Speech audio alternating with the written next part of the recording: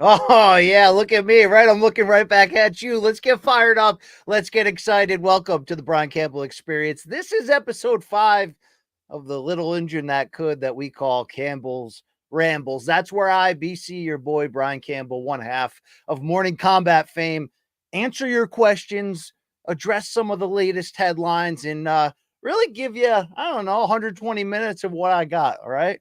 Loving is actually what I got. So, remember that, right? Thank you so much to everybody for I don't know, man, just being awesome. Just being really cool.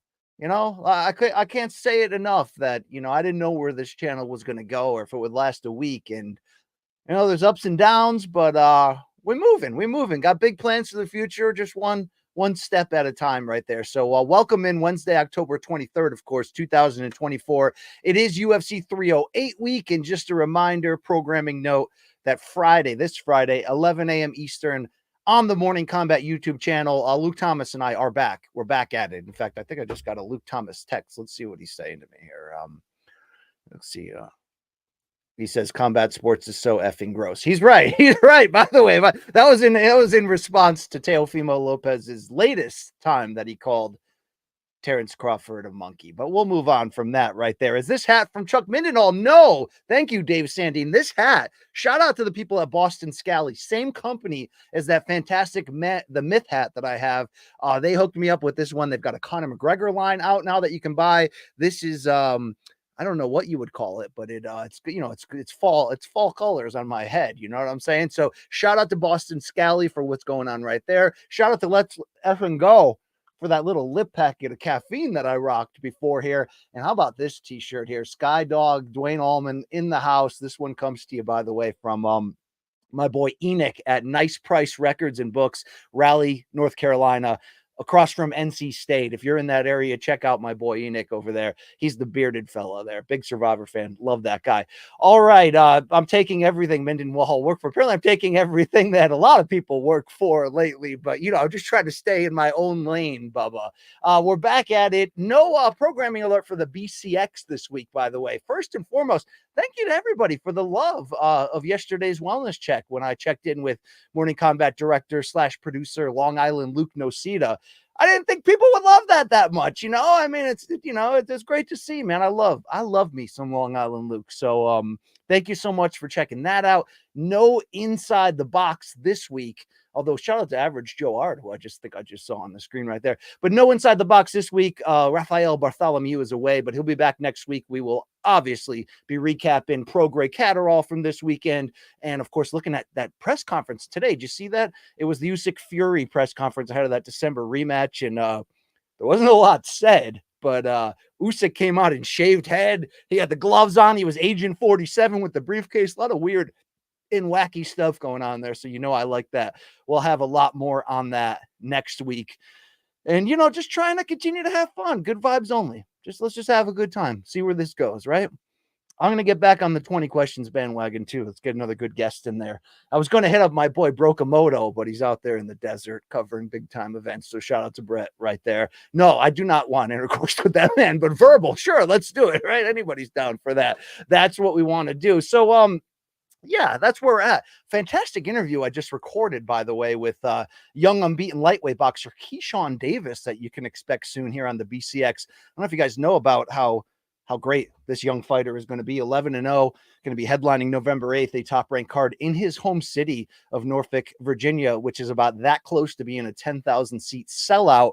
His two brothers will be on the card. They call themselves DB3, and this guy Keyshawn wants big-time smoke.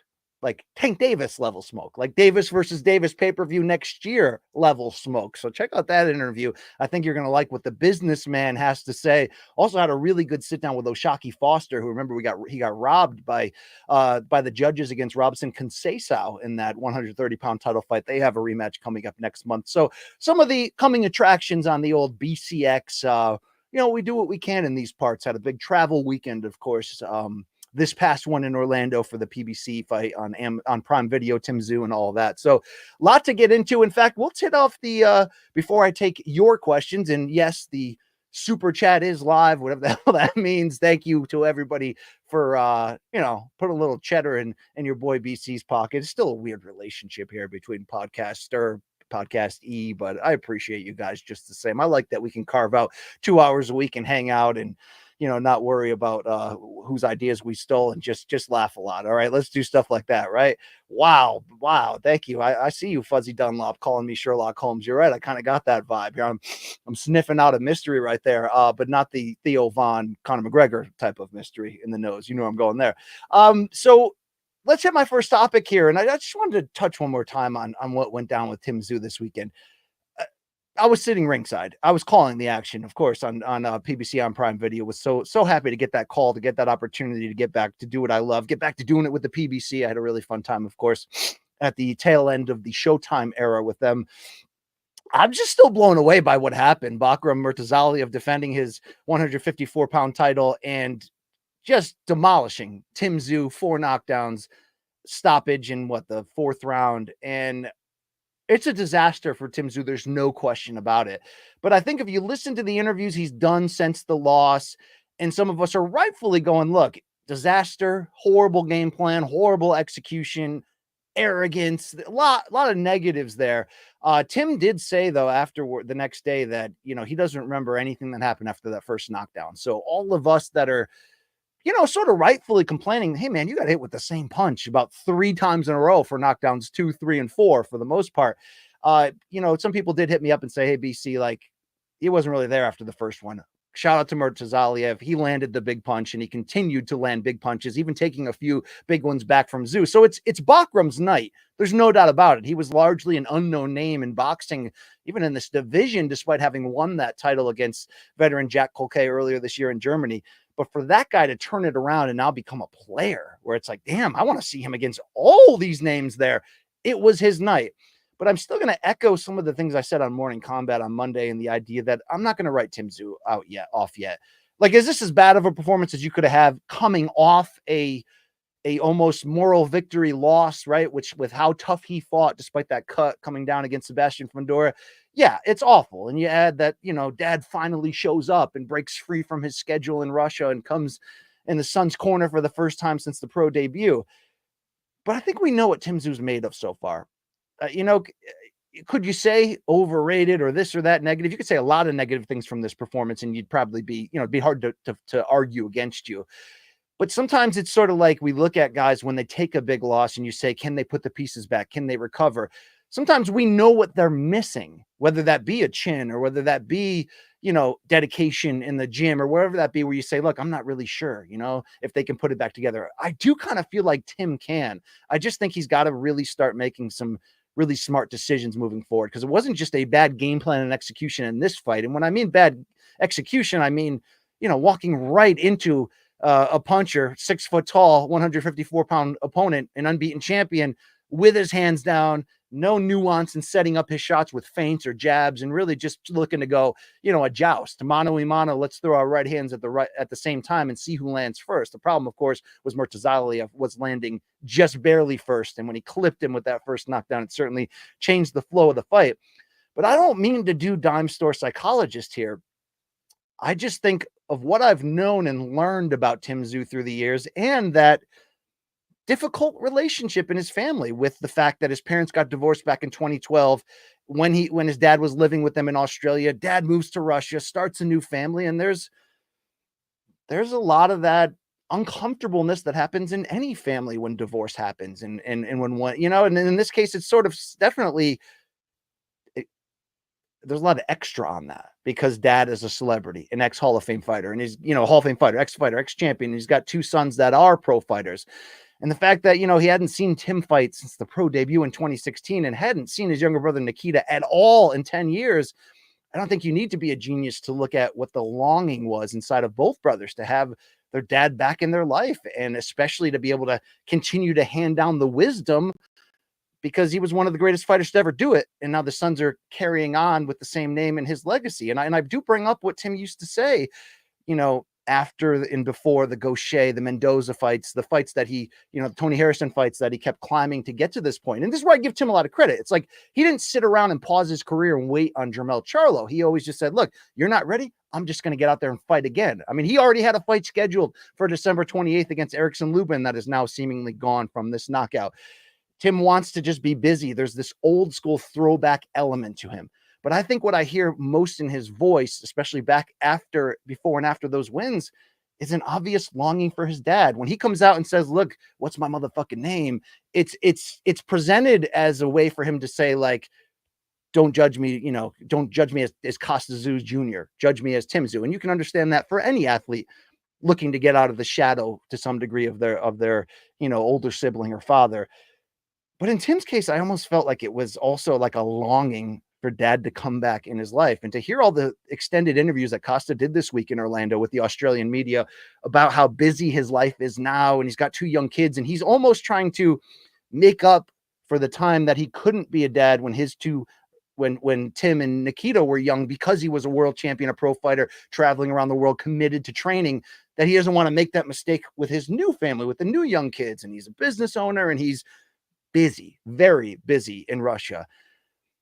But I wonder to some degree if this awful game plan and execution, which again was not the first time for Tim Tszyu on a big level. Unfortunately, it was the second time. He didn't pay for it against Terrell Gaucher, because after he got knocked down in round 1, he settled down to a somewhat better degree, wasn't in there against a huge puncher or an aggressive opponent. Gaucher more of a counter puncher, a boxer, amateur Olympic background. And he was able, to his credit, to just continue to march forward, go downhill, and get the best of Gaucher overall. But that was his U.S. debut, and that put out an image of who he was that he really wasn't as a fighter. He's not a caveman who comes in there recklessly. We can say all these negative things about him now after 2 losses in a row. And again, like, you're not really going to be wrong. The proof is in the pudding of the last 2 fights, even though, again, the Fundora loss had the big asterisk of the cut. It's like, when he commits to a game plan, fights at mid distance, looks to counter, looks to walk you down with the jab, looks to set up shots, he's a very well-rounded elite fighter. There's no question about that. I think his dad is the missing link in his life. I don't think I'm doing some kind of weird psychology family experiment or pushing past boundaries that I shouldn't. I think if I could get inside the head of Tim, I'd wonder if he is sitting there longing for the dad to not only be in his life, but be his trainer and continue to pass down, the heir to the throne, the legacy, the knowledge. Now, it's good that dad has had a phone relationship with both brothers for years, for sure. But is this the time? Is this the point of no return? Meaning, is this where you go, okay, we didn't expect to have 2 losses in a row after all this big momentum, and PBC put a lot of money in him as well. Of course, the Australian side of the promotion. Is it time to just break glass in case of emergency? It may not be full break glass in case of emergency time, but before you actually get there, is it possible to have this? What Costa is a Hall of Fame fighter, but he's also a very good trainer with Lebedev, with Alexander Povetkin. I wonder if there's conversations being had. I wonder, in some weird thing, was Tim's really bad game plan and execution here, which, again, even if we're understanding that the first knockdown really left him in a spot where he didn't remember a thing, and he was acting on instinct even until the towel was thrown in. They know what they have. They have a dog in there. They have an absolute warrior. But I wonder, to some degree, just like the Gaucher U.S. debut, where he basically just flipped that switch too early and went into full Terminator mode, did he do that in this one because dad was there? Was it him trying to show dad, after the time they spent in Thailand after the Fundora fight, that he can be as tough as his pops and live up to that level? Maybe a psychologist better handles that one. But I just wonder if there was some element of not self-sabotage, but almost saying, okay, it happened. It was as disastrous as possible. I will walk forward. But I wonder if he looks dad in the eye and says, let's finish this together. I know I'm building the script for a Rocky movie, basically, right? Or a Creed spinoff. But art does imitate life. Is what Tim is missing from a game plan, execution, and overall mindset standpoint exactly what Costa can give him? I don't know. They're gonna have to figure that out. But Tim's not done. He's not washed. he does have to calm down and figure out how to execute better in these big moments. But when he's on, the proof is in the pudding of the escalation of opponents that he did beat to get to this point. I don't know if he can ever beat a Terrence Crawford. I don't even know what, you hear Errol Spence is going to come back and fight Fundora, and who knows what Spence is going to look like at 54. I don't know what Tszyu ultimately does against all of these elite 54s, from Madrimov to Boachuk to Virgil Ortiz Jr. and all of that. But I do think there has to be some level, after the disaster that was this calendar year, to look in the mirror and say, what is the missing piece right now? And is it possible to fill that in? We'll see. We'll see. Okay.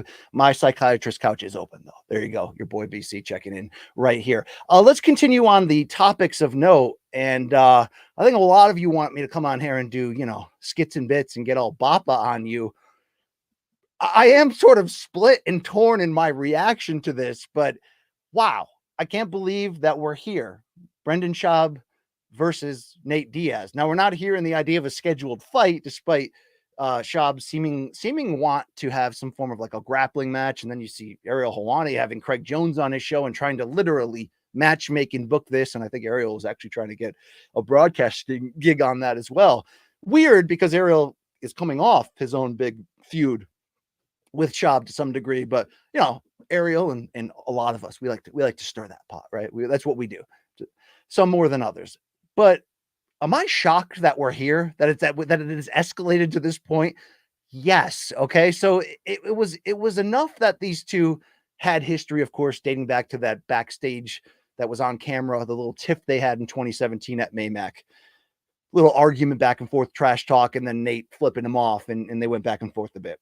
So I can understand when Schaub is back in the news cycle for the emotional, outburst, or not outburst, but the emotional caring that he took to the microphone with to try to protect his boy Shane Carwin, his ex-teammate, and really put to words the impact Shane had on him and how much these ex-fighters, and you saw the settlement just happened in the last 24 hours in the Kung Lee side of the antitrust trial. And these guys, they need their money. They need relief right now. A lot of these guys, it was sad to hear.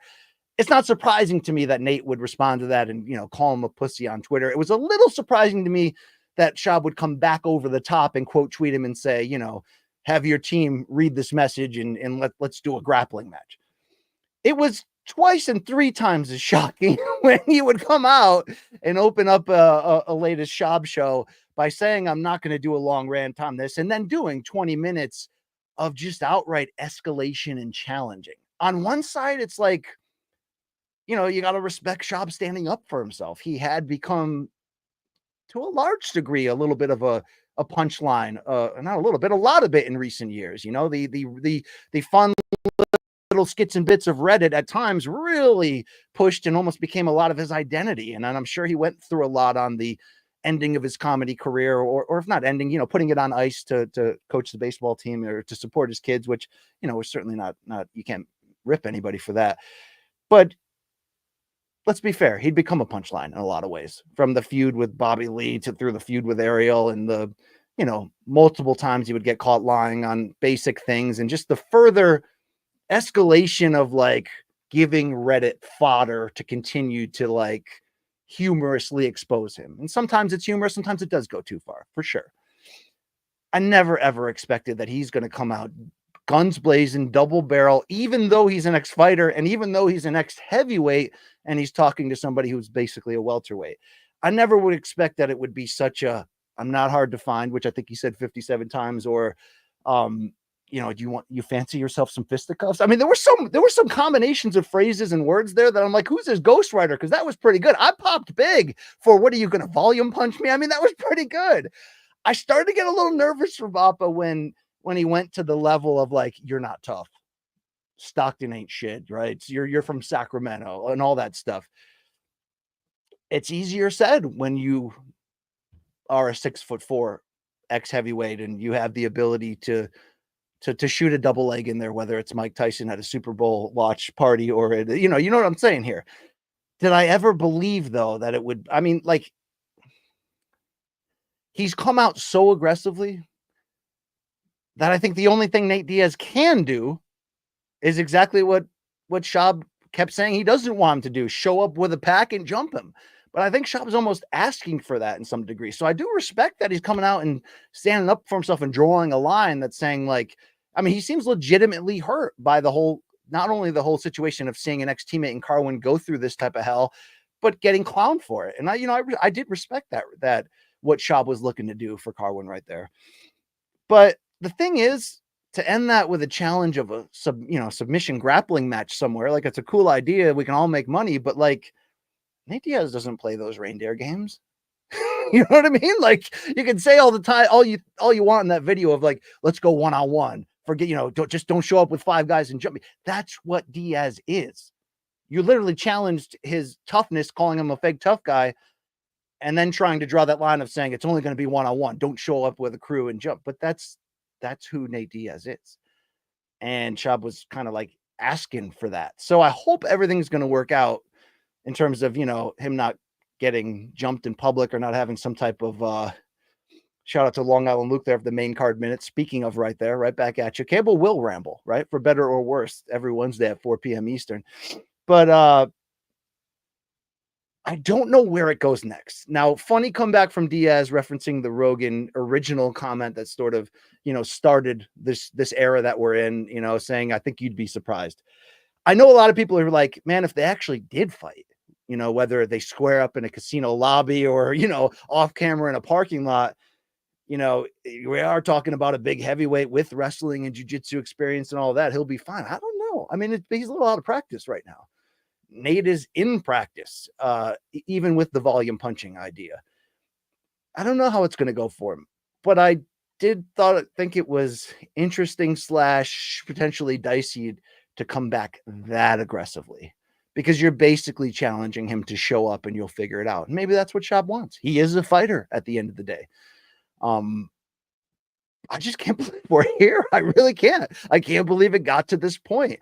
I just don't think Nate is one of those type of guys that you challenge like that unless you fully are ready. And maybe he is, but Nate does travel in packs. He does travel in groups. It certainly has spiced up the dishes, so to speak, in terms of the entertainment value of what could come out of Schaub Reddit. I just always wished with Schaub, and some people will always be like, BC, man, that time, I mean, remember that time we did those it was Logan Paul versus Mayweather in Miami, and Luke and I had morning combat there, and Schaub was still in the Showtime family, and he was a surprise guest. We didn't even know he was coming necessarily, and it was all fun. And I served up a little skits and bits to him. People were like, man, you dunked on Bruce. I wasn't trying to necessarily dunk on him. I was trying to bring it to him and let him dunk on me and let him sort of clear the air on what was going on. I just think the biggest negative Schaub has always done with this whole era of Reddit is largely act like it doesn't exist and, dismiss it rather than ever play into it. And also just kind of continue not being part of the joke rather than just coming clean, being humble, telling the truth on things. And then I think people would turn around and respect that. And you'd almost see a babyface turn there. But a lot of people think this could be his ultimate babyface turn in the fact that he's drawing a line and standing up to a bully here. It's interesting. I hope it works out well for him. I'm certainly not a Schaub hater.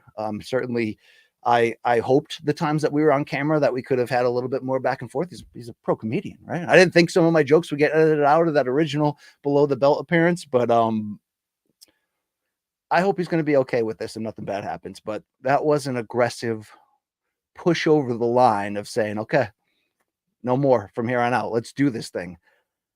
I wonder what's going to happen. I do. I hope everything's going to be okay. That is that topic. The third one there is, it breaks my heart. It breaks my heart that Tatiana Suarez just had to pull out with injury to this fight at the end of this year against Virna Jandiroba that was supposed to, in a sense, produce the next strawweight title challenger. And I think you could have already argued aggressively that Suarez had already sort of secured a shot as Zhang Wei Li, and that fight should have been the one that they were building in December at 310, and we've been back and forth on this 310 thing, right? I'm not trying to sound like a casual. I just thought the fight card should have been more in terms of star power for an end-of-the-year major pay-per-view. But people, they say, BC, the idea of majors are over. We're in the content-filling era, and at least 310 is loaded top, not top to bottom, but it's deep. It is deep. It's a very good card, even with the loss of this one. But the loss of this one hurts if you've followed Suarez's story. She's 33 years old now. And what has she fought? Like 4 times in the last 6 years, and it's already had become a Dominic Cruz-like situation. But for somebody who's unbeaten and is somebody who has been the uncrowned, in some ways, next strawweight queen for a long time, man, this just breaks my heart. And I know that just a few days ago, some people had speculated on Twitter that she might have been injured, and she had responded to some of those and said, that's untrue. Where'd you get that info? And then here we are with this. And you know, it's tough. It's got to be so tough. I could not have any more respect for Dominic Cruz for what he went through relentlessly in terms of his body not responding the way he deserved it to. And even the times he was able to come back and make little runs, and he did regain the title, and she's had a run that's almost been like that. But when she does come back, like those most recent fights, she shows you without a doubt that she's a champion in waiting. I don't know the severity of the injury. I don't even know what the injury is, but I really hope for her sake, now at 33, that there's no more hoops to jump through. What else do we need to see from her to know that she's of this ilk and built for a title shot? I don't know how many times she can stay healthy and actually get in there. I hope the next time she does, it's for the title, so we can find out first and foremost how great she actually can be. I remember being there at the tough finale when she fought. I remember, you know, realizing that the wrestling, the attitude, the confidence, the poise, the sort of nasty edge. This is a fighter that can absolutely break through and be a longtime champion, and to never get there. I didn't like this extra hurdle, despite the win streak from Jandiroba. She's on a very good run. She's one of Reggie Jackson's favorite fighters, right? Right. That's good. Yeah, he's been wanting to make another appearance. He's aggressive. Okay, he's relentless. He's about as relentless as this injury bug that's chasing Suarez. And I hate to make that comparison and that joke. I just hope when she comes back, she gets in. We've already seen enough tune-ups. We know who she is. She's one of the best. Will she get that opportunity?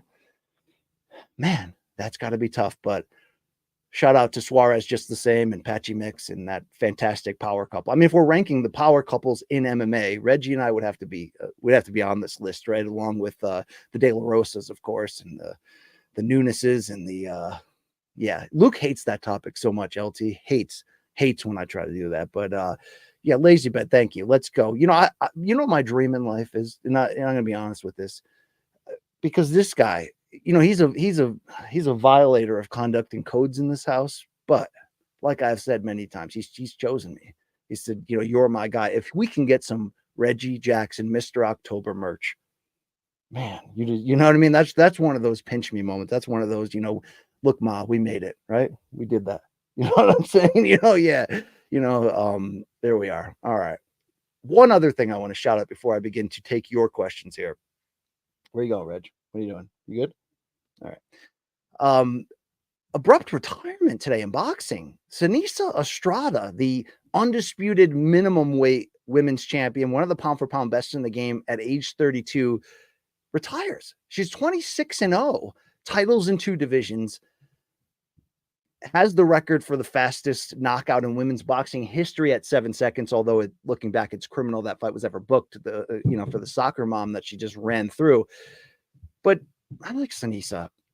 She's, you know, one of the most well-rounded games of this era. You know, of part of this Renaissance women's boxing era, which without a doubt has, you know, Clarissa Shields and both Katie Taylor and Serrano right up in the forefront. And, you know, a few other names there have had good long-standing runs there, winning titles, you know, Michaela Mayer winning titles in 2 divisions. I mean, this is a fun crop of modern female fighters. I wonder if ability-wise, if Estrada is the 4th member of that sort of new women's Mount Rushmore of the modern game, because such a well-rounded game, but had battled so many injuries, had that unfortunate run at the end of her Golden Boy promotions era of her career where she couldn't get the fight she wants. Yeah, what does Rafe say about it, Luke Nocita? That is a great question, because Rafe loves women's boxing. We know this. And, you know, she had to sit out almost a full year, then gets the opportunity with Top Rank,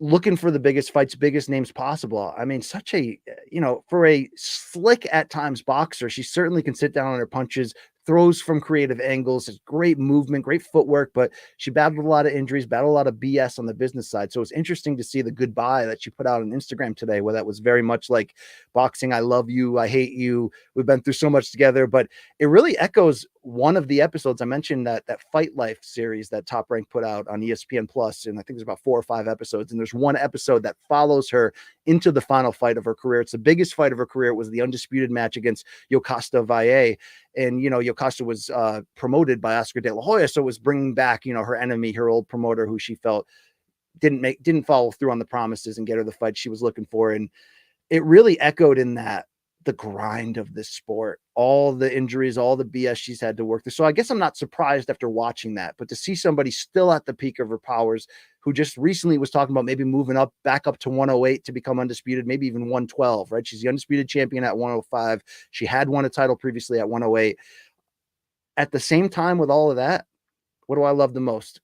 When fighters go out on their own plan, their own time, their own will, their own terms, I guess is the word I'm really looking for. Reggie loves that too. But here's the thing, what Reggie's trying to do. He's trying to advance position. He's a chess player, okay? He's trying to get close enough to where he can ultimately bite me as hard as he can on the chin. And to him, there's some endearing love in there. To me, it's just blood and guts violence. And look at him. He knows it. And as long as I can prevent that from happening, prevent the violence from breaking out, then him and I can coexist. But if you think he respects me, you got another thing coming. All right. That's the, yeah. Look at this guy, right? All right, Reg, we got to get into serious combat sports here. Let's do it. Let's hook it up. Lost my earpiece. Hold on. I mean, what am I even listening to? Myself? Yeah, I guess that's it. Shout out to Boston Scally, as I mentioned. All right, let's get into it. It's time. Cat hair, it's like the Michael Jordan, LeBron James with the chalk, except it's cat hair. It's the story of my life. All right. 30 minutes in, we're about to rumble and ramble. Here we friggin' go. All right, what do you got, Perfect Speller? Maybe AG1 smells like fish. All right, thank you very much for your contributions right there. Indeed, okay. We do have some folks who went in there and took the time to show some love financially. Don't have to do it. Appreciate you. One of those was, how about Tacoma Aroma here? Thank you so much, dude. What are you going to do? Volume punch me. That's the greatest zinger of Schaub's career. Right? You know what I mean? Outside of it's keto to keto, bitch. I mean, that one was, from Gringo Poppy was a highlight there. But I'm blown away. I'm blown away at this guy. What balls he has, as Cheech and Song said, even as the bigger man in this situation. But he had some zingers right there. All right, shout it out. Did we get Uncle Brian over there to help him with that? It was good stuff here. All right, I'm going to continue to roll on. Let's get this question from Sohail. I want to pronounce that correctly. Look at this hookup here in South African money. That's fantastic. No idea what the actual value is there, but thank you, brother. Hopefully you're a big DDP fan. Hey, BC, loving the channel. What is the possibility of Turki Al-Sheikh buying out all the sanctioning bodies and creating a one belt system? Would that be good or bad for boxing? However, if this is Turkey's plan, and there's a lot of unknown as we enter 2025, boxing is as exciting from a business standpoint as it has been since I started covering it. And that would be, I guess, 2010. But, I always tell you in my life timeline, as if you care, 2004 is when I came back in on the diehard level that I still am today. Just the disgusting sickness, addiction level of this great sport, this ridiculously gross and great sport. I don't remember a time this exciting where I don't even know what next year's going to look like. Are we going to have a Dana and Turkey Super League and a new HBO? Are we going to have, Bob Arams on Dan Rayfield's podcast saying the future is a conglomerate of all these boxing promotions and networks coming together where you pay one price. Is that connected to Turkey and Dana, or is that something different? I don't even know. Anything's possible right now, which at the same time, anything's possible from a matchmaking standpoint because of Turkey, where I feel like any fight can be made. Even with the current situation where Gervonta, Canelo are sort of like, Turkey, I'm my own man. I don't need you. I still feel like to a large degree, anything can happen. So if we look really optimistically at what Turkey might do next year, we originally heard rumors of a league, not sure if that's the right way or if that'll happen. I've spelled out many times to you what I think a Dana and Turkey partnership can look like, where they fill in the blanks of each other, right? Dana needs big time money to make this work. You get that from Turkey. I think Turkey needs a face and some organization and direction from a promoter who gets it. That would certainly be Dana White.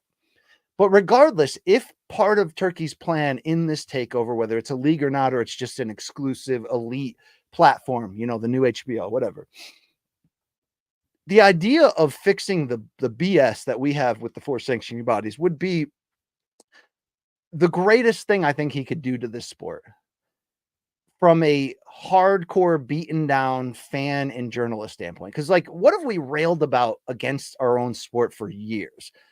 Well, first and foremost, you want the best to fight the best. So the years that we had the Cold War between, Bob Arum and Oscar and Heyman involved in there, that was rough. But I think that's getting fixed now because there's so much money. But the second biggest gripe would be the idea that, we want organization and identity in the sport. And how can you have that when there's 5,000 world titles, when there's 17 divisions with 4 recognized titles per division per weight class, and then you got the WBA adding sometimes 2 and 3 extra titles per division that TV executives don't care about and just present to you as if it's the world championship. It ain't the world championship. You know what I mean? It's like in high school when you run for the small school, or you play, your basketball team won the Class S or Class A small school championship. That's great. It'll say state champs on your jacket, but you ain't a state champ because you're not taking down the team from the city, right? You know what I'm saying? We deserve in professional sports, like you have in every other professional sport that has organization, MMA including, with the promotions and the way that they're separated and set up. You always know who the champions are. You never have that in boxing. You add in the constant BS from the sanctioning bodies, the WBC making these, glorified super titles that these stars can just do what they want and not make defenses. Why is every mandatory opponent a guy you never heard of who's never fought anybody from some remote country, right? How is that always happening? It's the same BS all around. If Turkey could remove that ish in this game and we could get back to somehow, I don't know what it would be. There's rumors he's buying Ring Magazine. Does that mean he controls, does that mean he could bring elite power back to what the Ring Magazine title used to mean? Especially once we got to the point where we had 4 titles in each division. The Ring Magazine title, as they called it, or the colorful belt there, it meant that the only way to get it was for the number 1 and number 2 guy in the division to fight. So it was the closest thing we had to one face, one name, one champion, one division. That changed when Oscar De La Hoya and Golden Boy bought Ring, and they messed with the ratings formula, and you could become a Ring Magazine champion without necessarily being the number 1 and 2 contender fighting each other. And it became more bastardized, and people stopped recognizing that as a major thing. You'd still hear it. You still see them wearing it. Not a major thing. If that's his angle to do that and basically say, hey, IBF, WBC, all 4, we don't need you. We got our own. I mean, it's a gamble, but that's the gamble I wanted from Al Heyman when PBC launched. When PBC launched in 2015 and under a lot of hype, but criticism at the same time, is he just going to have his own titles, the PBC titles, and say, I don't need you sanctioning bodies? And remember, Heyman put them on every channel, basically, bought time buys on all the channels, forced all the promoters to take a step back, more or less, and just sort of for a year kind of dominated the boxing you saw when you turn on the TV, because almost every time you turn on the TV, except for HBO, you're getting PBC on every network. He didn't ultimately make that move, and there would have been a lot of problems in trying to execute and pull that off just the same. And it's the same thing about, a lot of people don't want that. You don't want the promotion to produce their own titles and sort of set who fights who. There's some element of the 4 sanctioning body system that has goodwill in nature. If you're a fighter that doesn't have certain connections and you just keep winning, you're eventually going to climb the ladder and become a mandatory. Now, there is a lot of BS in there. And how many times through the years have, FBI investigations produced, hidden cameras that show a promoter buying off the sanctioning bodies? It happens all the time. You can see where it's happening. Okay. It's all BS. Yeah. If Turkey can do that and get us that, I mean, that's really like the first building block was making sure the best fight the best. And we're kind of there for the most part. Again, I don't know how long the money's going to last. You hear Bob Arum talking a little junk that Turkey's got problems with his bosses, saying no more cards outside of Saudi Arabia. I mean, there's a lot going on here. It's fluid. We don't really know everyone's intentions. But whatever this big thing Turkey's trying to do, the best thing he could do for boxing is create some level of one champion per division. So it's like when you tune in and you watch a fight and it's awesome and you're like, okay, so what's next for that guy? And it's anyone in the sport. Let's get in line. I mean, that's what it's supposed to be. Yeah, I hope that's what he's doing. I hope that, I don't think it'll work on that original plan that we read in the Reuters and New York Times stories that he's going to buy all the promotions, just buy everything and make this league, or, sort of organically that way. That doesn't work in boxing. Boxing is too many cowboys. The cowboys attract in this sport because of the Wild West nature of the business. It's wide open. Anybody can come in.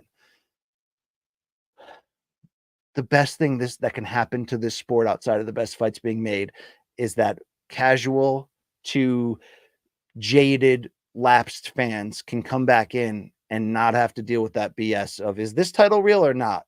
Oh, there's an interim version of that that's going to be next week on TV and they're going to present it as a real thing. Enough of that bullshit. Thank you for your South American or South African gold right there. Thank you for sharing that.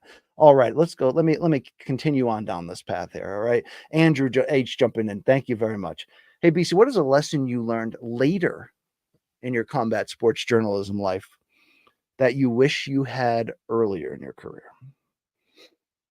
It's a good question. I'm trying to think in terms of practice or execution of things I've learned and said, man, I wish I hadn't gone through that.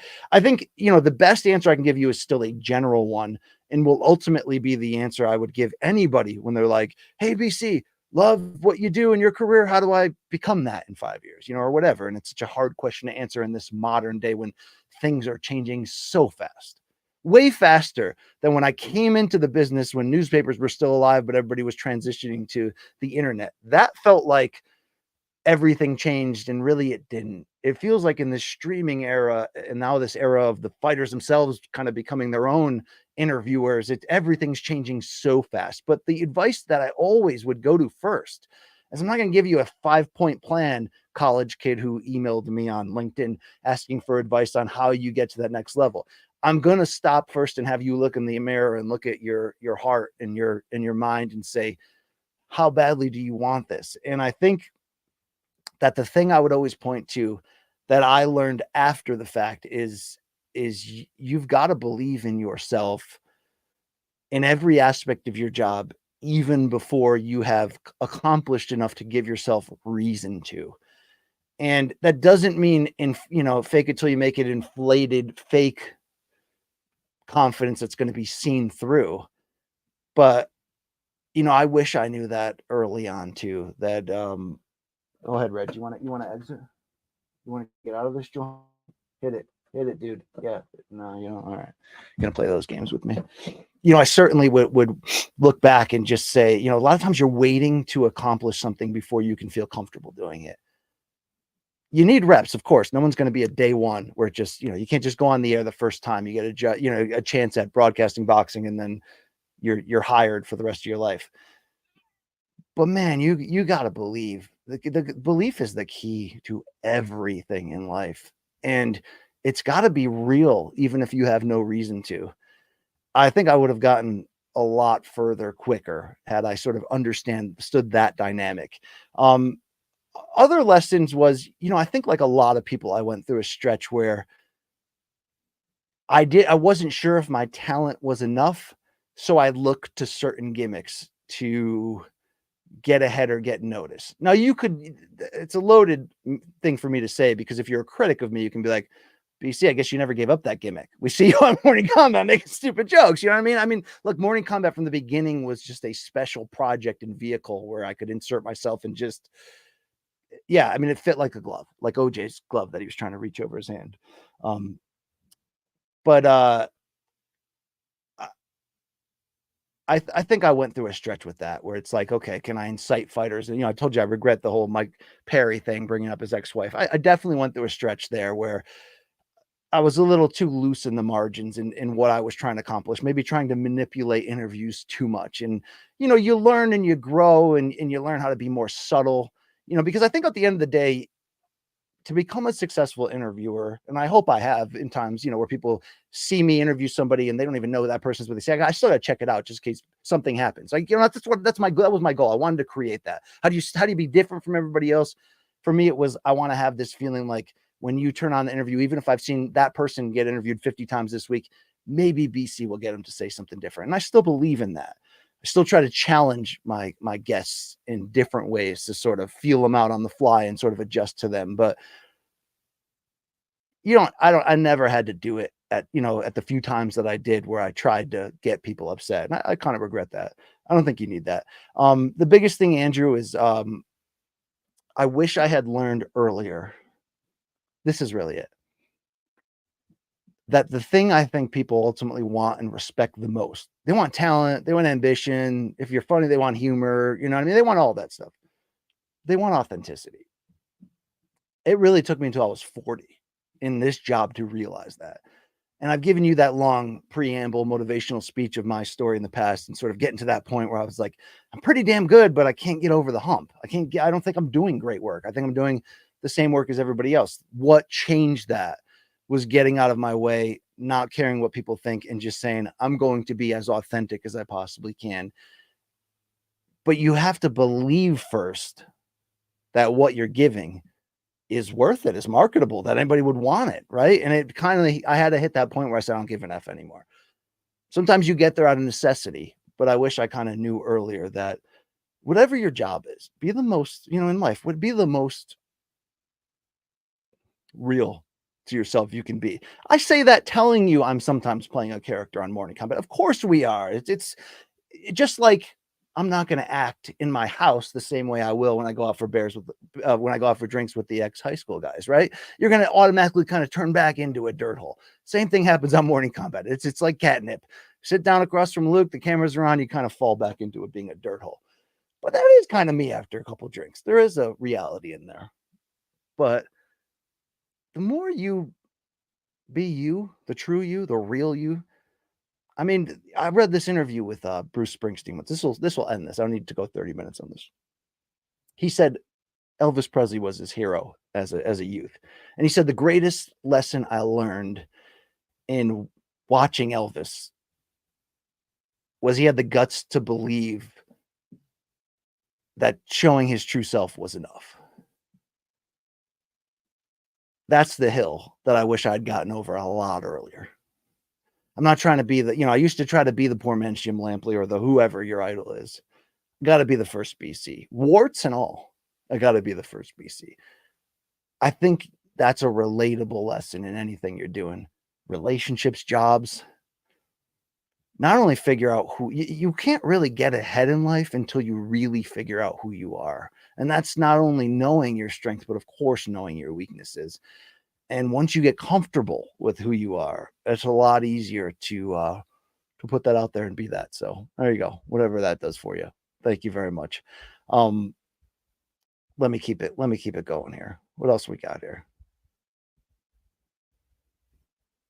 All right. Simone Tate, thank you for jumping in. Hey, BC, since everybody's talking about Ilia, yeah, it's this Saturday, 308 Abu Dhabi, being so good and jumping on the bandwagon. What do you think people are going to say when Max wins? Ooh, there's a prediction from Simone. Or he loses within his next two fights. I think you're referencing Topuria on the end of that, but I don't know. Let me start with your first question. Since everybody's talking about Ilia being so good and jumping on the bandwagon, what do you think people are going to say when Max wins? If you're asking me what they would say about Topuria, I think that it would be, I mean, he's not, if he loses the title here and loses to Max, he's not done. He's not dead. He's not a fraud per se. Max is one of the greatest fighters of all time. If Max can once again write this epic resurrection story and defy us when we felt like we had enough information to feel that either he's past it or he's damaged or he doesn't have enough against this fighter or what have you, Max has made a repeated business since that time he was, remember on the Fox set with Bisping, he had to pull out of that fight and we thought he was done. And then he comes back and does that to Ortega or loses to Poirier in a brutal rematch for the interim title, but then comes back against Frankie and reminds you that he's fine. And, there's been a lot of those steps from losing the two fights to Volkanovski, but 1 and 2, but then coming back and showing us that he's still in it and he's still super elite. And then obviously that big one was the third Volk fight. He not only turns that around with this 3-fight win streak, the third one comes against, lightweight killer Gaethje in a UFC 300 fight that I remember us talking about. Should he even be taking it? So if Max does that, we're just adding another monster chapter onto one of the greatest careers, because as much as we love greatness, what we really love is relatable greatness.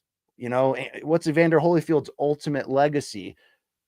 I don't think it should be the longevity, even though longevity was stupidly long. I mean, he fought way too long, way past when he should have, and yet he almost won a damn title at 46 against the hairy Russian Valuev. I mean, he got screwed on the cards on Christmas Day. He did. He got, or whatever the day that was. Yeah, he got screwed on the card. He didn't deserve to even be in that fight, but it almost happened right there. But it's the fact that he won the heavyweight championship 3 times. I mean, it's the fact that, you know, that when you come back and do it, we relate to it. So Max would have such a legendary stamp on him if he comes out there on Saturday and in any form short of a decision he doesn't deserve gets that. It wouldn't crush Topuria as if you're done.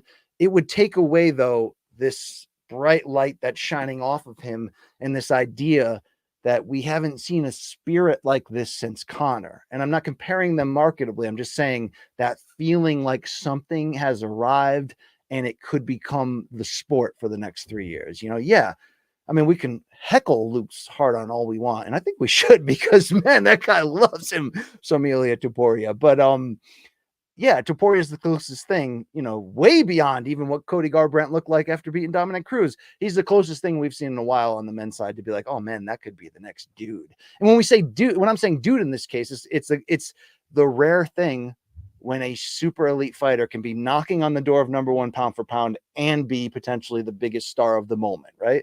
It's rare in boxing. Floyd had that. Canelo had that for a bit. It's rare when that comes together like that. You know, certainly GSP and Anderson Silva had that for sure. But John Jones, but if he loses, it's just maybe he's not the one, but he's still an elite one for sure. If he loses it within 2 fights, I mean, it's, you know, let's see who Ilia fights after this if he wins. I mean, what he's doing right now, I mean, he might be your fighter of the year if he beats Max in any form, especially if he knocks him out, he might automatically be. And I get that this will be one of the more contested races we'd seen in a while due to the 3 victories from Pereira in such a short time frame against former champions, you know, everything. We've already had that debate and we will have it again in December. But I don't think Topuria is a fraud at all. Doesn't mean he wins on Saturday, though, because he's facing a living legend, a guy at 33, is he 32, 33 max, who certainly still got it. It's a big hill to climb, but we're about to find out. So thank you very much there. All right, let's keep it going here. Just trying to do a little house cleaning in this, trying to figure out still, to be honest with you, how this whole thing works. All right. I'm getting there. All right. I barely understand this YouTube thing. Thank you, Mikey, for always having my back. Oh, always happy. There you go. Mikey jumping in right here. What we got from A Franco? Hold on. Reggie's out of here. Reggie, you gone? Be gone. Thank you. All right. Chances of some wellness check content with Max Kellerman or Ellie Seckbach. Also, check out the Ellie Seckbach content on YouTube of Jose Aldo visiting the Garcia gym for a month 7 years ago. Wow. I think I kind of remember that. I definitely remember the TJ Dillashaw sparring footage with Loma that I loved. I think I kind of remember that one as well. So first of all, A Franco, thank you for being a friend in this, and I definitely appreciate you. I don't talk to Max Kellerman, but I love Max Kellerman. And especially not only prime HBO Max Kellerman, but young Friday Night Fights Max Kellerman. I don't think I've ever even said this to Max. Max is like he's an interesting dude. Like sometimes I can go up to him and say what's up and we're cool. And then I used to have this run where every time I'd come up in a group that, you know, and I'd be like, oh, hey, what's up? As soon as I started talking, Max would just exit. But I think he's kind of chill. He's kind of like, you know, he's a very introspective, a deep thinker, obviously. In a lot of ways, Max has been an inspiration for me for a long time. And obviously it fits the bill from the idea that I'm trying to be the rare, not super rare, but the rare non-ex-fighter trainer who's becoming a box, you know, who's aiming to become an elite or the elite, you know, color analyst in boxing, despite maybe not having that background. When Max came on the scene with Brian Kenny in the studio on Friday Night Fights on ESPN2, back at a time that ESPN2 around what, 98, 99, 2000, ESPN2 was trying to still give you that, we're the cool channel compared to regular ESPN. And they'd put Max in the leather jacket and the turtleneck and he'd be, you know, hip and cool and the New York lingo. He was still so much closer tied to the guy who was doing the, you know, the cable access show. You know, I remember sitting on my couch with a massive orange bong this big, watching Friday night fights and telling people, then they're sitting next to me like, man, wouldn't it be awesome to have that job? But you know, that guy right there, and I don't even know, I'd have to ask Max if I see him again. I don't even know if this story I used to peddle back then that somebody had told me was actually true. But I was saying, you guys know this guy, you know, at that point, by the way, I'm college dropout, still trying to figure, you know, do I have a place in a big time role here in sports journalism? I'm writing for newspapers, but I'm going nowhere. I'm sitting in a third floor apartment with a giant orange bong. But I used to say, man, you know, Max, you know, he didn't go the normal route. He wasn't picked out of the elite college and put here. He wrote a letter to ESPN and said, I should be the type of person talking about boxing on your channel, but you don't have the guts to put me in. And as the story used to say, they then called him up and he got that gig. And he brought such a fresh, youthful, slick nature to the job, cockiness at a very early age, but a deep understanding of boxing history that I remember I used to have those nights watching that show, looking at my own life going, man, I'm going nowhere. You know, I thought I'd punted it away. I had an opportunity to be great and I thought I'd punted it away. And here I am on this couch. It was a broken ass old leather couch with a big rip in it. But I remember thinking, man, that guy, the balls, right? That guy, the balls to step up and say, no, I know I can do this. That story lingered with me for a long time. So I always loved and respected Max, and certainly loved at his HBO peak. You know, look, he got big opportunities, ended up on First Take, made a ton of money. I think he's ending a non-compete clause now, but people that know him expect that he will make a comeback in sports media. And I'm sure it's going to be in a very big way. I hope to some degree it's in boxing and is on some elite network delivering it, because you know, like no one, you know, few can frame it like that. But I don't have a direct contact into Max. I don't think he's done any media since the end of his ESPN run. But yeah, a wellness check with him, a 20 questions with him. I'm going to actively try to do that. Now, Ellie is a guy I like. I like Ellie Setback, and I get that, you know, for the most of his run, he's been polarizing. But then I got to know him on the road, and he's a very smart guy. I mean, I haven't loved everything he's ever put out there or done, but you know, he was one of those leaders, along with Marcos Villegas, of that when YouTube came along, of that first generation of sort of guerrilla style. And you know, those guys, looking back, even if when they first came out and we were in people like me were in traditional media, and I guess, you know, for some degree maybe you look down at people that aren't traditional media. I mean, look, I started at the first time I ever covered boxing was at ESPN. When you walk into a gym on a media day and you're ESPN, all the other people line up for a scrum, you get your own special sit down in the corner. It's just what it was. So you sort of have this elite mentality. So I thought I knew who Ellie was, but then I got to know him. This guy's a really smart businessman, a really good family man. And yeah, I'd love to chat with him. No, I got so much respect for him. Marcos Villegas of Fight Hub. Those guys really were the first generation of this, and they're still doing it at a very high level. Interesting tidbit there, Franco, on the idea of Garcia. But I have been on the idea of seeing those videos from 7 years ago of Jose Aldo in the Garcia gym sparring boxing. Yeah, I've seen Jose Aldo at the wild card before, videos of that. Yeah. But I'd like to go down a sort of run on whatever vehicle it is on this channel of talking to my old heroes, you know, guys that I was so blessed to get, you know, I mean, look, when I was a kid watching boxing in the 80s, Barry Tompkins was my favorite voice ever. And then he shows up in Rocky IV as the play-by-play announcer, you know, and when I became a boxing writer in 2010, the second story I ever wrote for ESPN was a feature on Barry Tompkins. And I remember like my boss being like, why are you writing a feature on that guy? He hasn't called boxing in years. I don't know what he's doing. I love that guy. So when he made his boxing comeback a few years later back on Showtime, I got fired up. And then to be as blessed as I've been on this journey, where I ultimately was sitting next to Barry calling fights for Showbox, and you know, have a guy who's a mentor and a friend. I'd love to sit down with him, Al Bernstein, all of our old heroes. I'd like to track down Steve Albert. He's in the International Boxing Hall of Fame, but he had such an impact on me as just a fan when he was the lead voice on Showtime during that stretch in the 90s where they really actively competed with HBO for power because of Don King. He brought Mike Tyson over there, Chavez, all of that, Trinidad, you know, in the early going there. And Steve Albert has said some of the greatest calls of that run, you know, all those big Tyson fights. So I'd love, yes, Franco, to have a chat with a legend or two about the craft, about everything. The times I've been able to work with Al Bernstein, I mean, you're talking about a guy who's been worked for every network, was a sports writer, is a lounge singer. By the way, he had to put out a record in the 80s, but I mean, a guy that has called or been a part of every big fight for 30, 40 years. To me, that's what I want to be someday. Like, it was always the first times I got to go on the road to cover this. I remember I'd always like my favorite. This is why I became friends with these guys, Kieran Mulvaney and Eric Raskin. Those were the two writers when I became a writer that I'm like, man, if I could ever be a quarter as good as those guys or ever get to know them, that'd be the coolest thing ever. And we used to go out to for drinks, and I'd just be like, Mulvaney, just tell me some stories. I'd just name a fight. I'd be like, tell me what it was like to be there. Yeah, I live for that shit. Okay. Thank you very much, Franco. There we go. Let's keep this party rolling here. Mikey, you got more for me here? What do we got going on here? Oh, so hail, so hail. Hail, so hail. Thank you for that. Thank you for that South African destination and delivery right there. Hey, BC. Oh, we've already hit that. Let me get out of that. There we go. Thank you so much. Giles Clayton, appreciate you. BC, how do you see the Fury-Usyk rematch playing out?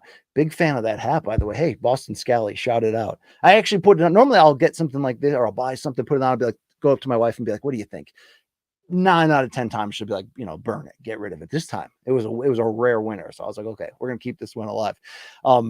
Giles, I can't wait for this. This fight to me feels like a bonus present. Like, we already got the ultimate boxing Christmas present. We got a lot of them this year, right? Better be B-Ball. I mean, this has been, for as weird as this year has been, Showtime collapsing, PBC getting back in the mix, but not really. We never got Canelo Benavidez. Like, there's been some hiccups there, but damn, we're in prime turkey run, and we're just getting these ultimate badass fights. To get those two one time in an undisputed heavyweight championship where they both came in as unbeaten this late into their careers with a chance to become, the face of the era and maybe climb the rankings list, as close as they can get to top 10 all-time heavyweight status, which is, by the way, you try making a top 10. You know how many legends you're going to have to leave at, between 11 to 15? It's as hard as anything in this sport to sort of historically put together right there. But yet the first fight exceeded expectations. So, like, stop me if you've heard this rant before. This emotional, like, joy coming out of me that these two actually fought and it didn't suck. And Usyk just, oh man. And now we get it again. And they had that press conference today, and it was weird. And Usyk is like in full character, and it did the whole again, like, I will not leave you alone that night at all in December in the rematch. I think Fury realizes that this guy's better than he ever thought he was. Okay, you can do that to Anthony Joshua, right? You can outbox him, take some of his big shots, and outguile him. I think Fury had respect for that, but I don't even think I thought that Usyk could ultimately do what he did, which is, I thought he was always going to circle around and really make Fury chase and really almost make it a negative fight. Instead, Usyk steps into the pocket and fights him on the inside. Not exclusively. It wasn't a barn burner war from start to finish, but he was coming after him and he was landing heavy shots as the sort of slick southpaw boxer. And then he rocked and hurt and nearly dropped and finished the 6'9" Hulk, who has a great historic chin almost, right? And an ability to come back from the dead like he did against Wilder in the first fight. And, credit to Fury. He didn't go down. I think there was a standing 8 count in the corner, or maybe there should have been. My memory is, the CT, as Baba would say. But Fury is not going to get caught off guard this time. He understands that if he beats Usyk, there's a chance now at a third fight and still that chance to exit this era as the guy. I mean, he already is the guy commercially alongside Joshua. And I think, we know they're going to fight in some form eventually, title or not, washed or not. And they should really get paid for it because, you had 2 behemoths come out of the same country in the same era and carry a large degree of the division and the sport, to be very fair. But Fury's got to fight like the bigger man in the rematch. he did a better job at it than Joshua did in either of the two fights. That was my criticism of Joshua. You're trying to outbox the best boxer in the division. You know what I mean? Like it's not going to work. You're not going to beat the chess master by taking his king. You're going to beat him by flipping the table upside down. You know what I mean? And crashing that party. Fury did that in the middle rounds of the first fight for sure. And it looked like he was on a run there, backing Usyk up and really putting on that pressure.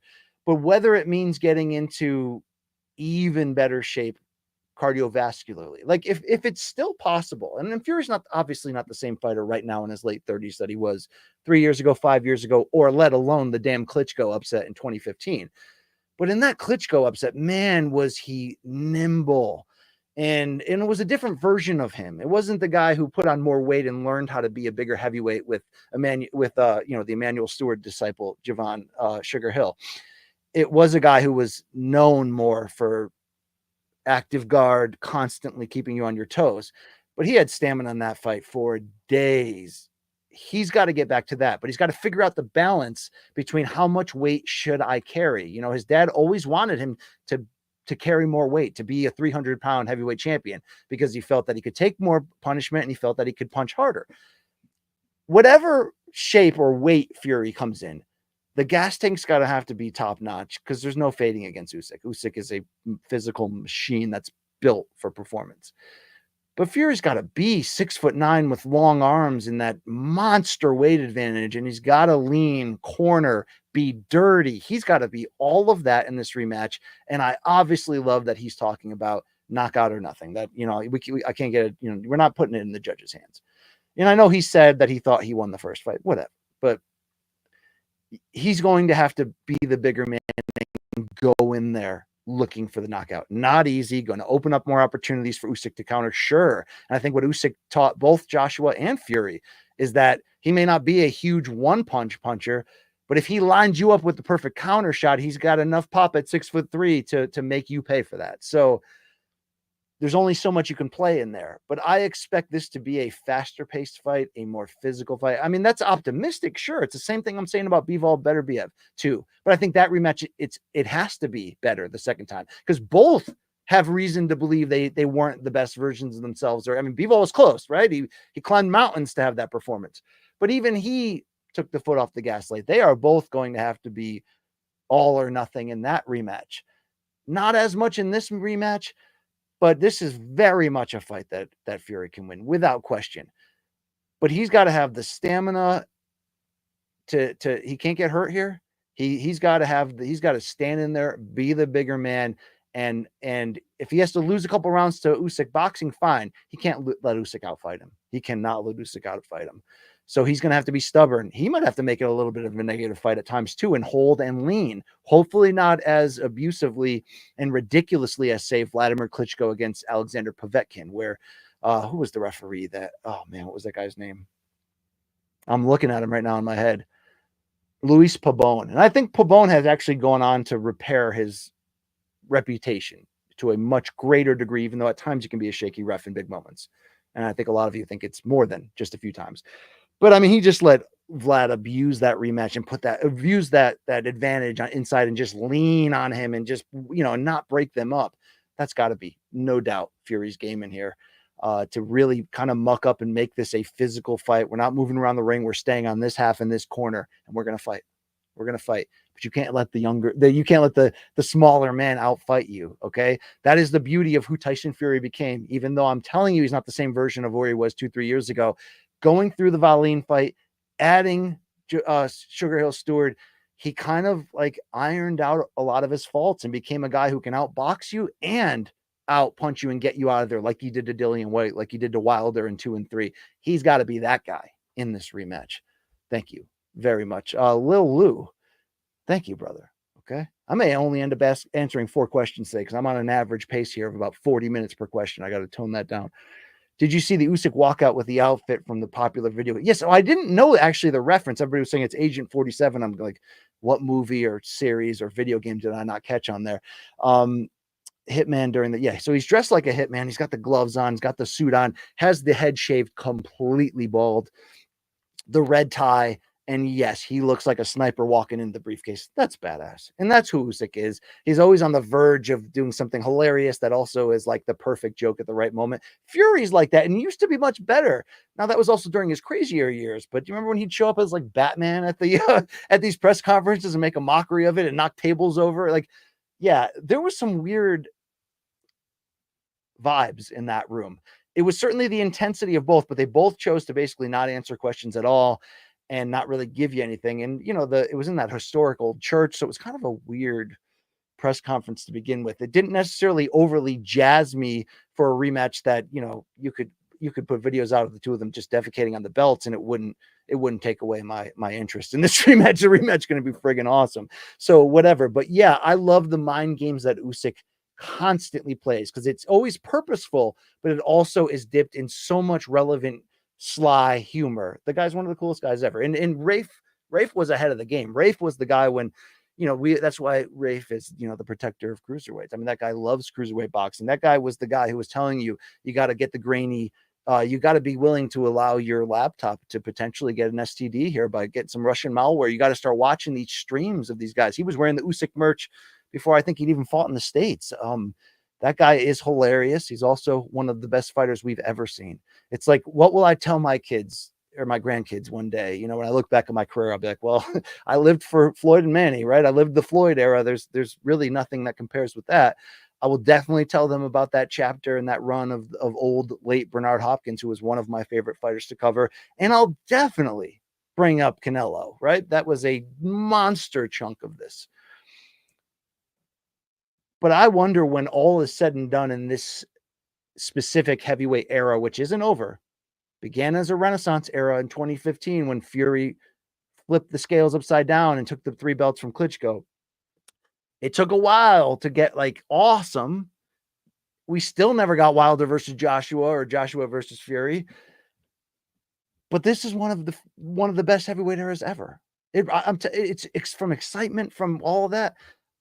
And if Usyk ends up being the last man, imagine if Usyk retires unbeaten as your 4-belt undisputed cruiserweight champion, your 4-belt undisputed heavyweight champion, upsetting Joshua twice, Fury twice, maybe going on to beat Dubois again if they do that, if this all carries out that way, and an Olympic gold medalist. I mean, we are really looking at, it's been a privilege and honor. I've never actually interviewed Usyk, which is crazy. Tried, didn't, couldn't hook it up, couldn't work out. Obviously, language barrier for a lot of that run.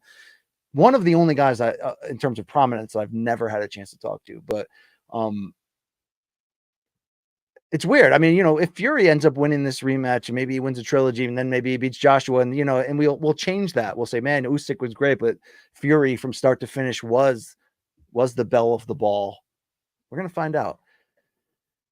Heavyweight boxing is, it's probably the equivalent of when they figured out how to, no, I won't go that down the drug reference. We don't need to play that game. All right. Thank you very much. It's really exciting. I love it. Let's keep it going here.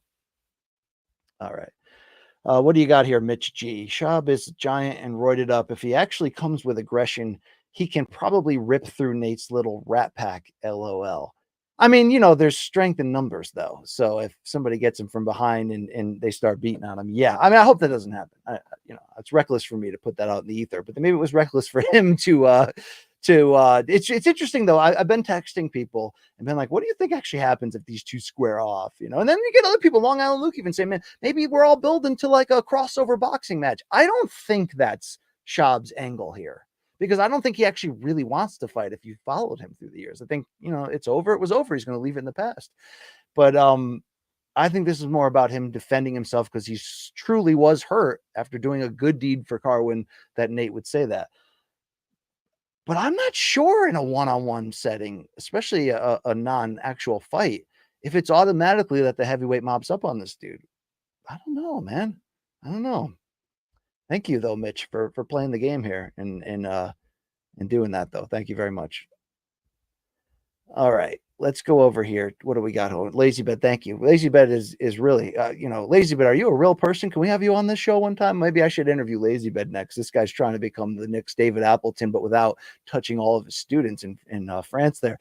What's Reggie's favorite toy? Use this for Nip. Yeah, Reggie's a big time player, man. He loves the stick with the string, and at the end of the string, it's a mini mouse, and it makes so much noise when you shake it. That guy will. He's probably the greatest athlete I've ever seen. I wasn't alive for Jim Thorpe. I watched, Usain Bolt in the Olympics, but Reggie Jackson can do death-defying moves, and he's a daredevil too, and he's a jerk. Believe that. He'll violently take out his sisters at any point, under any circumstance. The thing is, though, when he gets into fights, I watch his technique. This is probably the part where you're going to tune out, all right? But I watch his technique. His defense is so horrible, and he throws out these like pawing jabs and then waits for the girls to swing at him, and they'll rock him, and he'll like shake it off. But then he'll jump on them and they'll bite their neck, like right on the Adam's apple. So he goes right for the jugular. The guy is a menace to society there. But to your point, he is easy to distract with toys, just like I am in a chat when I forget what question I'm answering, and the Mikey's got to blink it on the screen. Maybe we really are each other's perfect, companion right there. Boy, I just got old. We think Luke's getting old for, admitting to being a bird watcher. I'm wearing old guy hats, but my late grandfather used to wear this style of hat. So I do have that feeling and connection, like shout out Grampy right there. But, I'm basically letting a cat, run my life here. How old and washed am I? Average Joe Art. Thank God Mrs. Campbell didn't burn the One Love hat. Thank God she didn't, Joe Romero, my guy. Thank God she didn't. Thank God that Matt Snyder, producer of Morning Combat, who hates that hat more than anything. Remember that in doc number 7? Six, 7, the most recent one, when we were in Vegas and we did all those room service diaries, and I wore the all the smoke white hoodie with the white sweatpants and this hat right here. Really an epic, phenomenal moment in terms of bad fashion. But it was Michael Chiesa RSD. There it was, Mike. Mikey's on top of everything. Mikey, one of the better humans of all time. Joe Romero. I don't mean to put you on the chopping block here and throw you some flowers. Did anyone check out Average Joe Art's Instagram or Twitter to see that he did the official UFC fan poster? I don't know what they're calling it.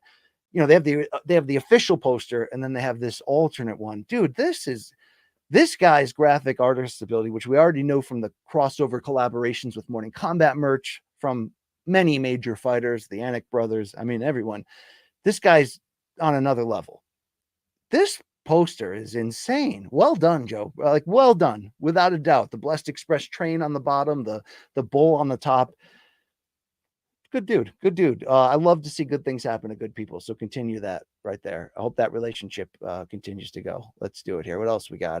Two Changs. Wow, South Oregon bird in the house. Thank you, brother. Bappa, Chin, and Rinks versus the Scrap Pack. Who wins? Wow. Or wait, who's the Scrap Pack here? Is that the 209 posse here with Jake Shields and Gilbert Melendez and all of them? Now we're really getting to like Anchorman level where people are showing up with weapons here. Like it's a duel between the Soches and the greasy dirtbags on the outsiders. Yeah, I don't know. Maybe I think this will be a time potentially where Bappa's going to need to call up BGL. And I know they're on the outs. I know it's been a, BGL's been even showing up regularly on 10 Minutes of Schaub with my guy Cooney and Gerardo. Those guys are freaking hilarious. But, he might have to mend that relationship and bring that muscle back because he may need him. He may need him out there. I don't know. Am I wrong? This wasn't like, leave me alone, Nate, and don't ever talk to me again. It was, I'm not hard to find. Like, you want to fight? Let's do this. Okay. This is good. This is weird because it's going to bring a lot of attention to clicks to all the podcasts and all that. So it's kind of smart from Schaub in that regard. But it's also real. He also went after a real dude. So we'll see. Is Bappa really becoming a babyface, Two Chengs? That's interesting. That's interesting. Because yeah. All right.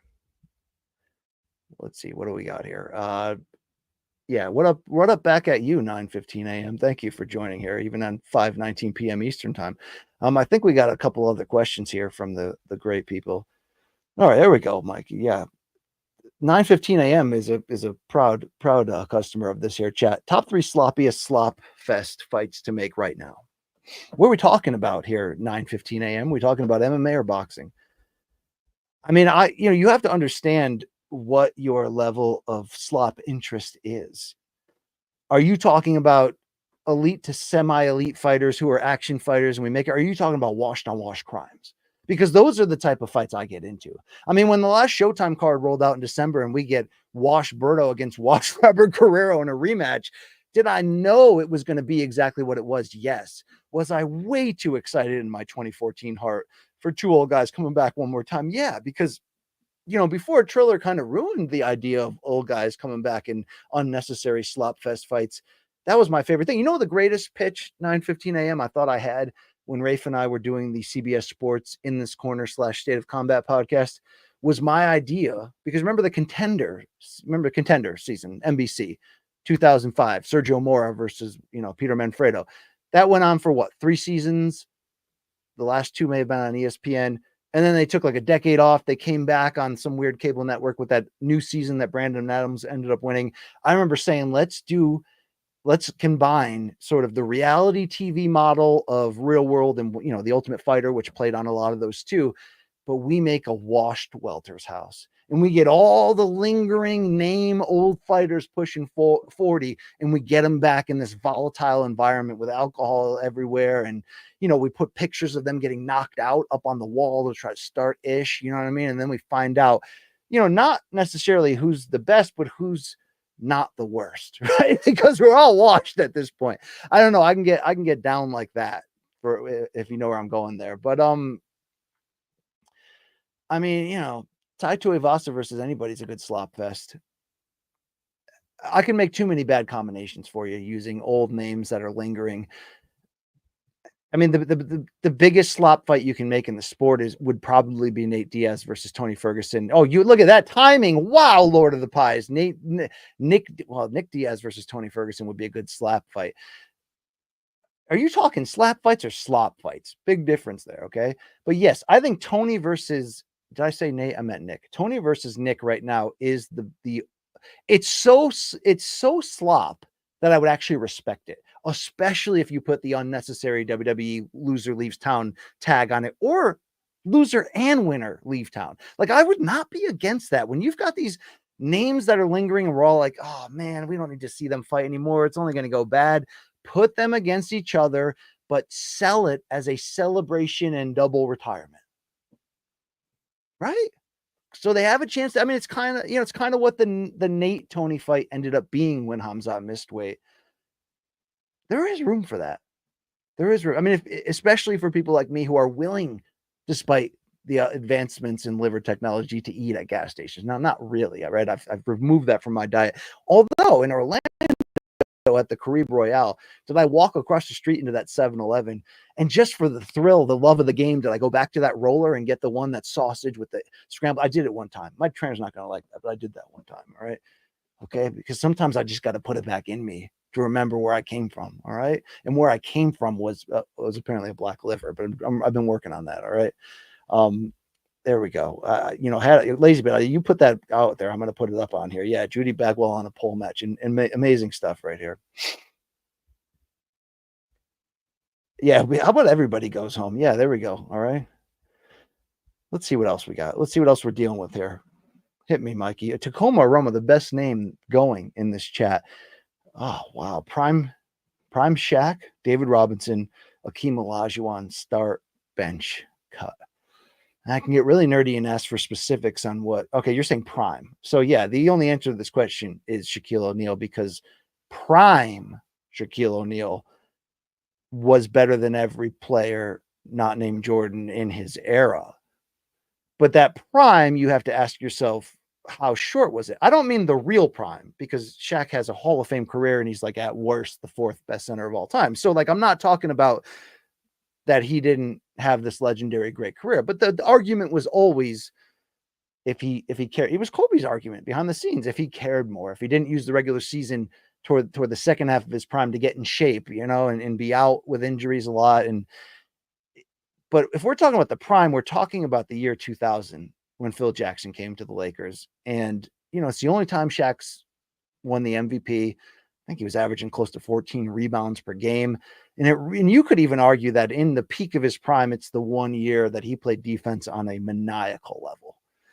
It was the right coach, right time. They had the playoff disappointments of 99, 98, 97. Oh, God, against Utah with Kobe. There was a lot of disappointment in there. But I love me some Hakeem. I think, I think you can put Hakeem in front of Shaq historically. And some people don't love that because Shaq's won more titles. But the very best against the very best, 94 Hakeem Olajuwon is one of the greatest players I've ever seen. He's not as good as 2000 Shaq. In 2000, Shaq did carry into a mythical creature on the level of Mohawk 2013 Belfort that my friend Mark Alsdorf and I used to always call just playoff Shaq. And that really was Shaq from 2000, 2001, 2002.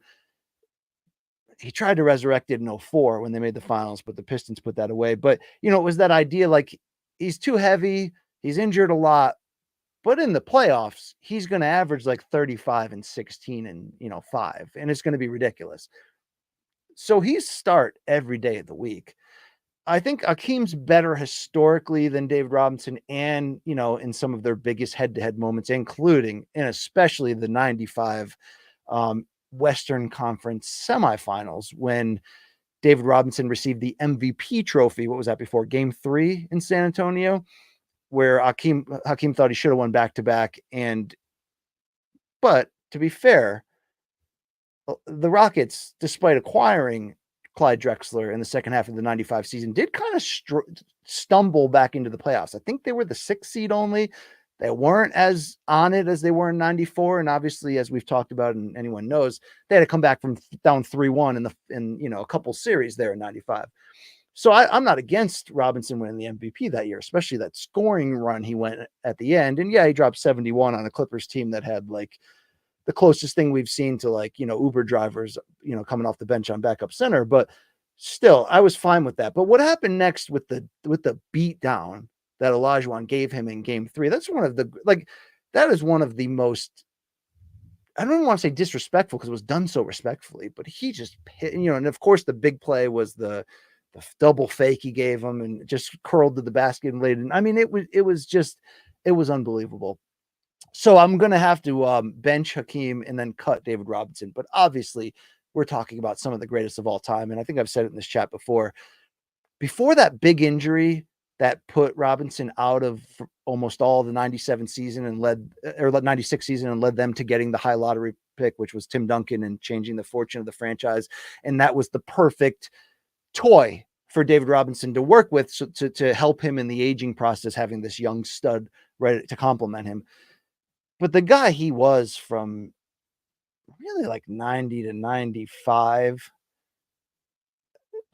I don't know. I mean, that's like he's like the greatest athlete we've ever seen in the center position. I mean, it's insane. I mean, now maybe that's a crazy statement because what makes the game crazy now, and I don't like today's game because of it, is that everybody's a 5-star athlete. I mean, everybody, like, the centers have to shoot threes and have to be able to, I mean, it's just a track meet of insane athleticism.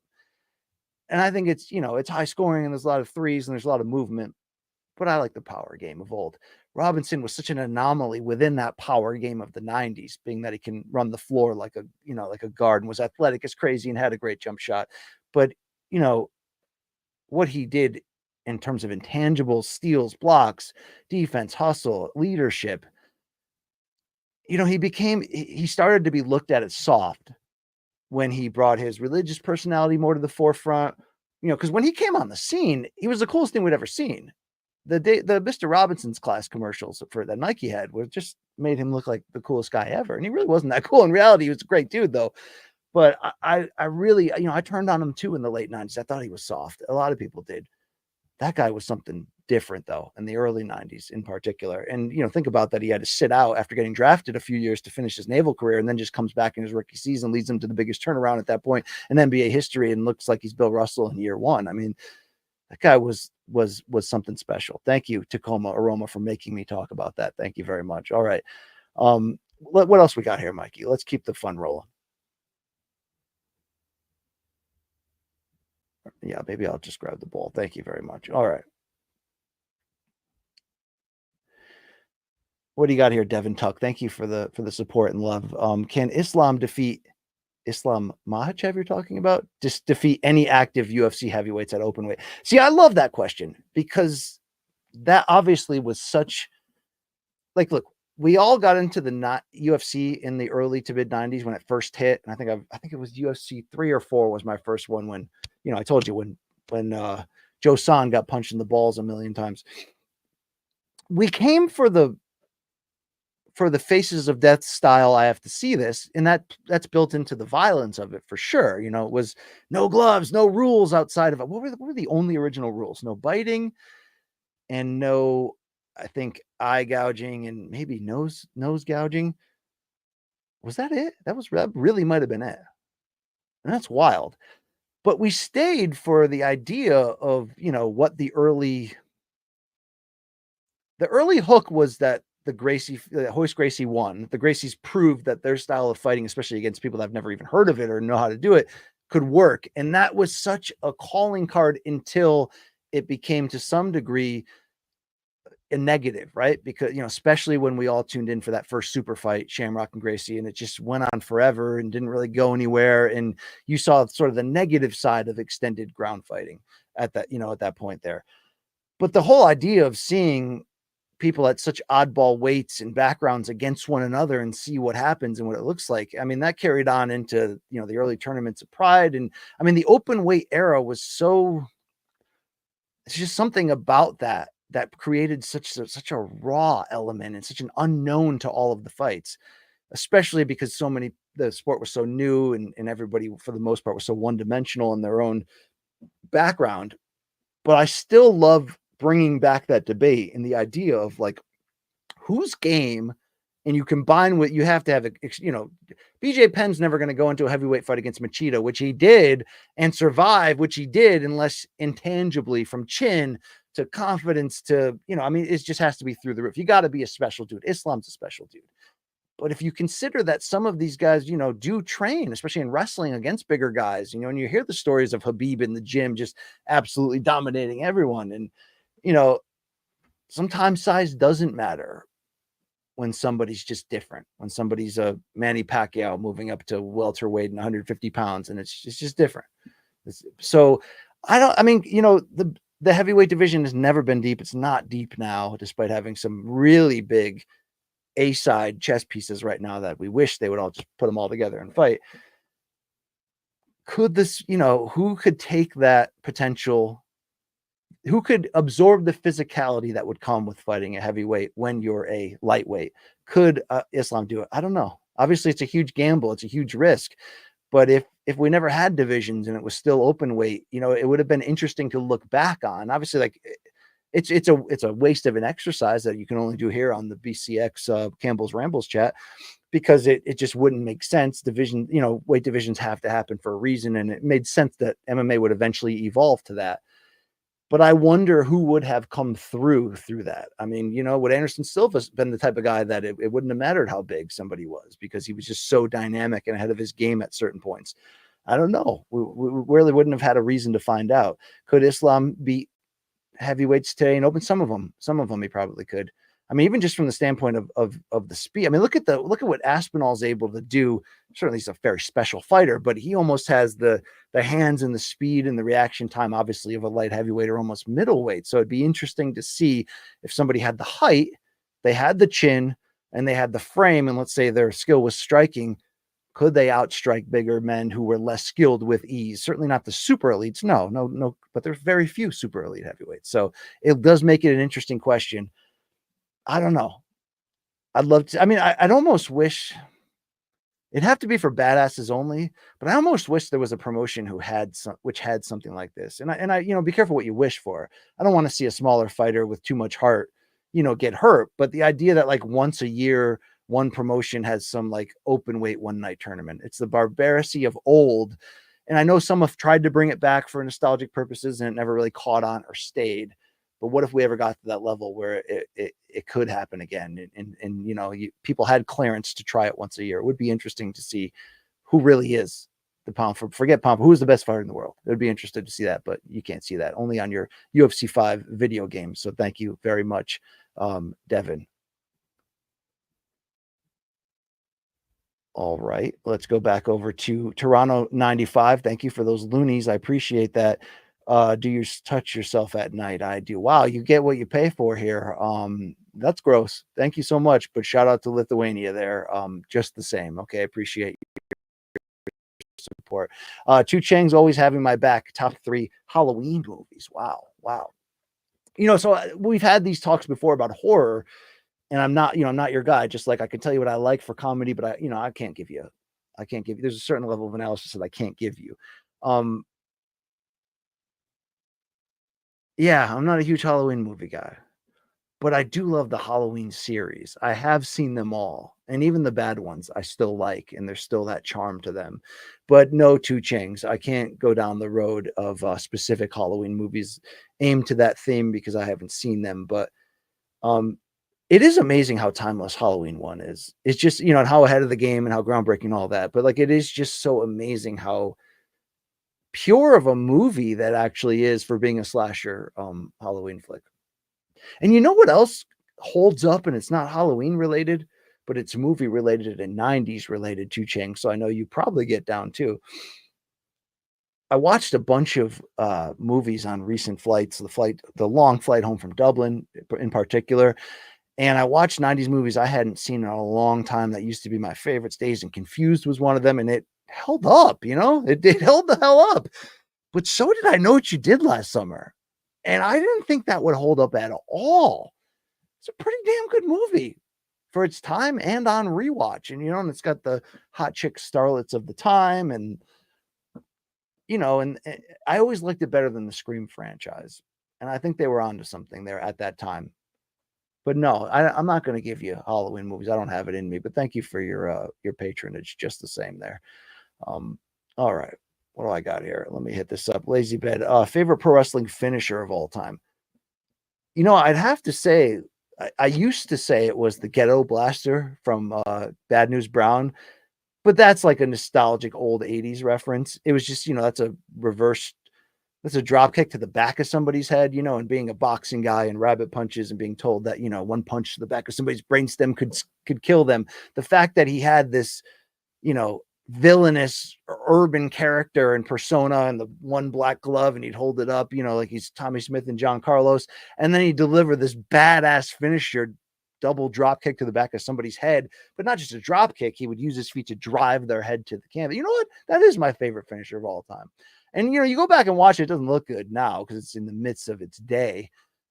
But I don't think anyone's ever used that again from there. So it always stood out as unique. Obviously, most of the moves can become, recycled or resampled and can become cliche. I mean, I remember the impact of what the DDT felt like and was like in terms of just it really looked violent, and Jake selling it as, what does GDT stand for? It stands for the end. Like that was just a perfect finisher at the right time, perfect name, perfect guy delivering it. Finishers have certainly evolved to such insane levels, but yeah, I'm gonna stick with the Ghetto Blaster right there. I mean, it's better than the leg drop from old Huck. Huck? How about Hulk? Yeah, it's better than that for sure. But I'm a little out of practice on wrestling, and I'm getting this itch lately not to get back into it. Was that McMahon documentary and putting out that video here on the BCX, and thank you to everybody that watched that. One of my higher trafficked clips. It reminded me how much I miss not watching wrestling, but wrestling podcasting. Wrestling podcasting, if you're uninitiated, allows you to perform in a way that, if you perform too much in traditional sports podcasting, it becomes gratuitous and, you become more of a joke.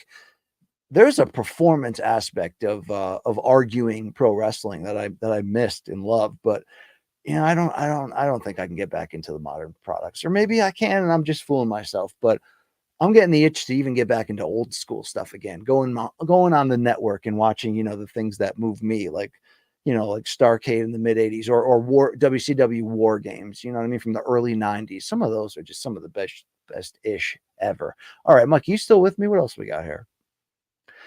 Toronto 95, making a big impact today. Appreciate that. Yankees, Dodgers, Max. Okay. Yankees, Dodgers. I'm excited for this. And I hate I have hated baseball for a while after loving it for most of my life through probably around 2014. And I think part of what drove me away was the burnout from working at ESPN and being in, serious fantasy baseball leagues, like the kind that like I never thought I'd be in, where it was super serious. That can burn you out quick. But I got back into these playoffs because of my fellow Mets fans who were, a little upset that I told them that nobody under 60 watches baseball anymore. So, I got back in and it's been exciting, and I haven't watched consistently, but I've watched the big moments, and getting a classic matchup like Yankees Dodgers, which I guess hasn't happened since 1981, right? That is cool, and to have Ohtani on the Dodgers and what he's trying to do, and then to see, the obvious and typical super packed super all-star lineup that the Yankees bring. This will be a fun series. I think I'm actually going to watch it. I'm going to cheer for the Dodgers because I'm an NL guy, even though they went through the Mets. And even though historically I've, had to grieve big Mets losses to the Dodgers. I think to this day, the hardest loss I ever took as a sports fan, even though it wasn't a nail biter, was Game 7 of the 88 NLCS, when I was just assured that juggernaut Mets lineup was going to piss all over that ragtag Dodgers team, and then they found a way to lose that series heartbreakingly. Good series though, especially Game 3 in the rain at Shea, the afternoon game. I remember I watched it from a hospital room, visiting some old guy who was friends with my dad. Funny how you can tie songs or sporting events to specific odd moments like that. But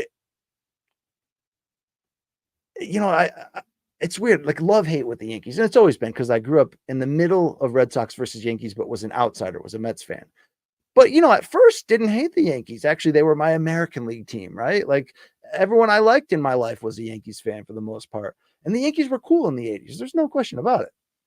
Especially, they never got enough pitching to make that specific core lineup of Mattingly, Ricky Henderson, Dave Winfield, Willie Randolph, get into the playoffs and really make noise.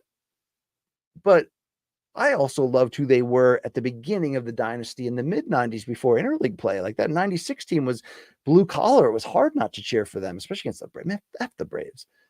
But things changed in the late 90s. Interleague play, obnoxiousness of new fans to that, to that version of the Yankees dynasty. And, and then the Subway Series had some unforgivable scars of hatred on that side, but being so out of it for so long. And I did cheer for that, it's how long I look that I did cheer for that '09 Yankees team of all the old guys. I love one of my favorite sports tropes, without question, is the old aging athlete making one more run or what have you. So that was cool for me. But my dog in this race is I just want to see a good series and two power legendary teams. Let's go. I'm now a casual fan. This is enough to get me in as a casual fan. And by the way, how good was Game 5 of the WNBA Finals? I can't believe I'm saying this again. Unbelievable. Max versus Ilia is going to be fantastic, and I've been prepared to make the Max upset pick ever since the fight was coming into vision. But I think I'm changing. And, I haven't made an official pick anywhere yet. I don't like the interviews I've seen of Max so sucked out, and I don't want to pin it on that. But Ilia is great, and it's easy to fight. I love Max, and I love busting Luke's balls, so it's easy to be on that other side. But I'd say right now, my pulse check right now on Wednesday of fight week is I'm leaning Ilia, but I don't think he's going to stop Max. I think you're going to see a 5-round, very interesting title fight here, where both have moments there, and I think that's a great scenario if it plays out that way. As much as storyline from a building star standpoint, Ilia doing everything he said he would do after doing everything he did to Volkanovski, that would be awesome. That would be great. That would be huge for the sport. But Luke would be insufferable during that too, right? But right now I'm supporting Ilia. No, I don't have a problem with Topuria. I think he's a cool dude to a certain degree. Very cocky, but dude backs it up. And Long Island Lug against regular Lug. Yeah, they're both people in my life right now, colleagues of mine on Morning Combat. Who beats who in a what? In a cool off in a fight? I don't know. Let's go over to Devin Tuck. Who in UFC isn't getting credit for being cool as fuck? Wow. Great question. I mean,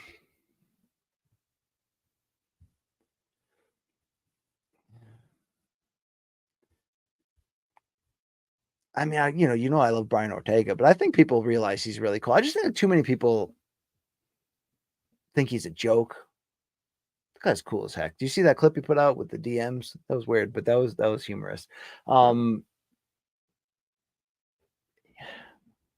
It is a great question.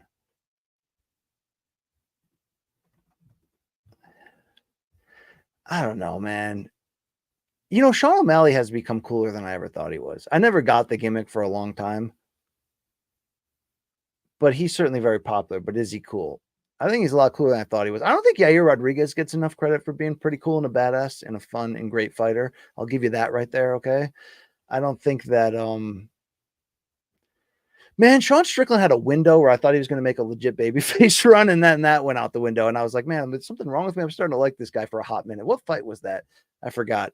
I wonder, you know, Izzy gets a lot of heck. I think Izzy's still cool as shit. I like that he's always been a little, not off, but different, a little like, I mean, you know, the dog thing was weird. I mean, I don't mean to sound like Sean Strickland here, but I think Izzy's pretty cool on that regard. I still do. Okay. I still F with that guy. Great interview, by the way. One of my favorite interviews of this era, without question. Without question. Yeah, let's leave that at that. Let's keep it rolling here. Thank you so much, Devin. All right, Giles Clayton signing in. Thank you, brother. Appreciate you. Conor O'Malley and Masvidal, these three in their prime, who goes furthest in boxing? Ooh, this is an interesting question here, old Giles, G-Man. Okay. I think I'm clearly wrong, but I was at Mayweather McGregor. I came out of that fight in the moment thinking Conor could have been a very good boxer if he had done this from the beginning. But, I think you look back on that. It's funny that this is the exact thing I'm going to say is the exact crux of the argument that Schaub and Diaz were having backstage, which led to this, extended and now newly escalated war between them. But how much did Floyd carry him? I definitely remember right after that hearing from people inside of Floyd's camp that was like, dude, if you thought he trained for that, no. Like, I did enough cardio work to get abs but that was about it. There was not like 12 rounds of training. So it not only was smart for Floyd to fight the style he did early, knowing that this guy's a wild card McGregor, right? So he went high guard, high pressure on him, not throwing a lot, but constantly forcing Conor to move and throw. And Floyd is smart enough to know, let's see everything he's got. He can get it all out. And then he's going to start slipping as we get into the middle of this fight. And then Floyd's going to walk him down and pick him apart. And that's what he did. I was so shocked in that arena, not ringside, but like that was the beginning of when US promoters started to put the media in the back of on the floor, but in the back of the arena as, the first few rows of the rising part. So you lose at that spot some ability to really capture what's happening in the ring. Enough. You can, it's tough to score from there too, to be fair, to fully get it. But what I saw in those first 4 rounds, giving them all to Conor was I was like, man, I just assumed it would be sloppy. He would just get picked apart, really picked apart. And even though Floyd was taking that snapshot and being careful, but also like, let's let this guy just do his thing, I was still thinking, man, Conor could have, he really impressed me there. He really did, the commitment to the craft, some of the angles of punches he was throwing, that beautiful uppercut, which apparently had no pop on it, that beautiful uppercut in round 1 when he timed Floyd and him right in the Adam's apple, but, did nothing to Floyd. But O'Malley really seems to flow and move in a different way and seems to be really confident about, I sat behind him when he was on commentary, which he got a lot of positive reviews for during the entire Diaz versus Masvidal pay-per-view boxing card. And a lot of that was him talking about how much he wants to box and how long he's wanted to and think about it and his thoughts on it and all that. I think he really could be something. I really do. I really see that body type, and I think he really could have been, and maybe could be really good in a crossover bubble sense if he ever gets that opportunity. Masvidal certainly has the background in the bare knuckle and has always been a power guy, but hasn't always had, maybe because he's been in MMA, the technique that screams to me like I want to see that guy in boxing regular. Yet what does he do when he goes in there against Nate? I mean, he fought his ass off. I still think he got not robbed, but I thought he certainly. The extreme benefit of the doubt I felt went to Nate in all close rounds in that one. And that's, that's why he came out on top. But I'm going to go O'Malley on this one. I think he could have gone the first. I mean, he's a really like the more I study O'Malley and get past, some of the marketing side of him that he puts out there that kind of makes you judge him or makes you kind of read him.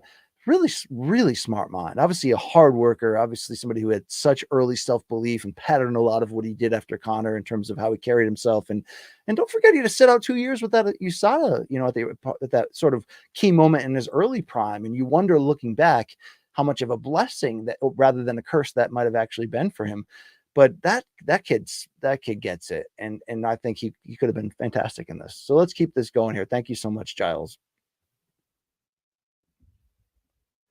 Nearing the end here. You got anything else for me, Mikey?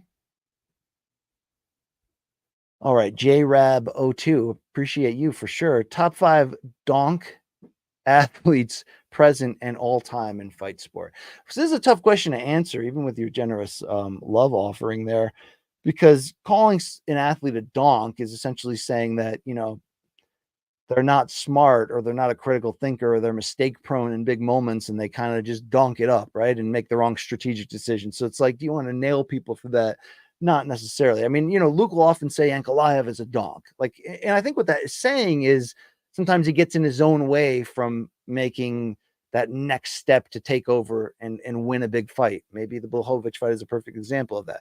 I mean, did you see what Ankalaev said at media day about the UFC coming to him and saying, like, not only do you have to beat Rakic, get a title shot, like it's got to be an exciting performance.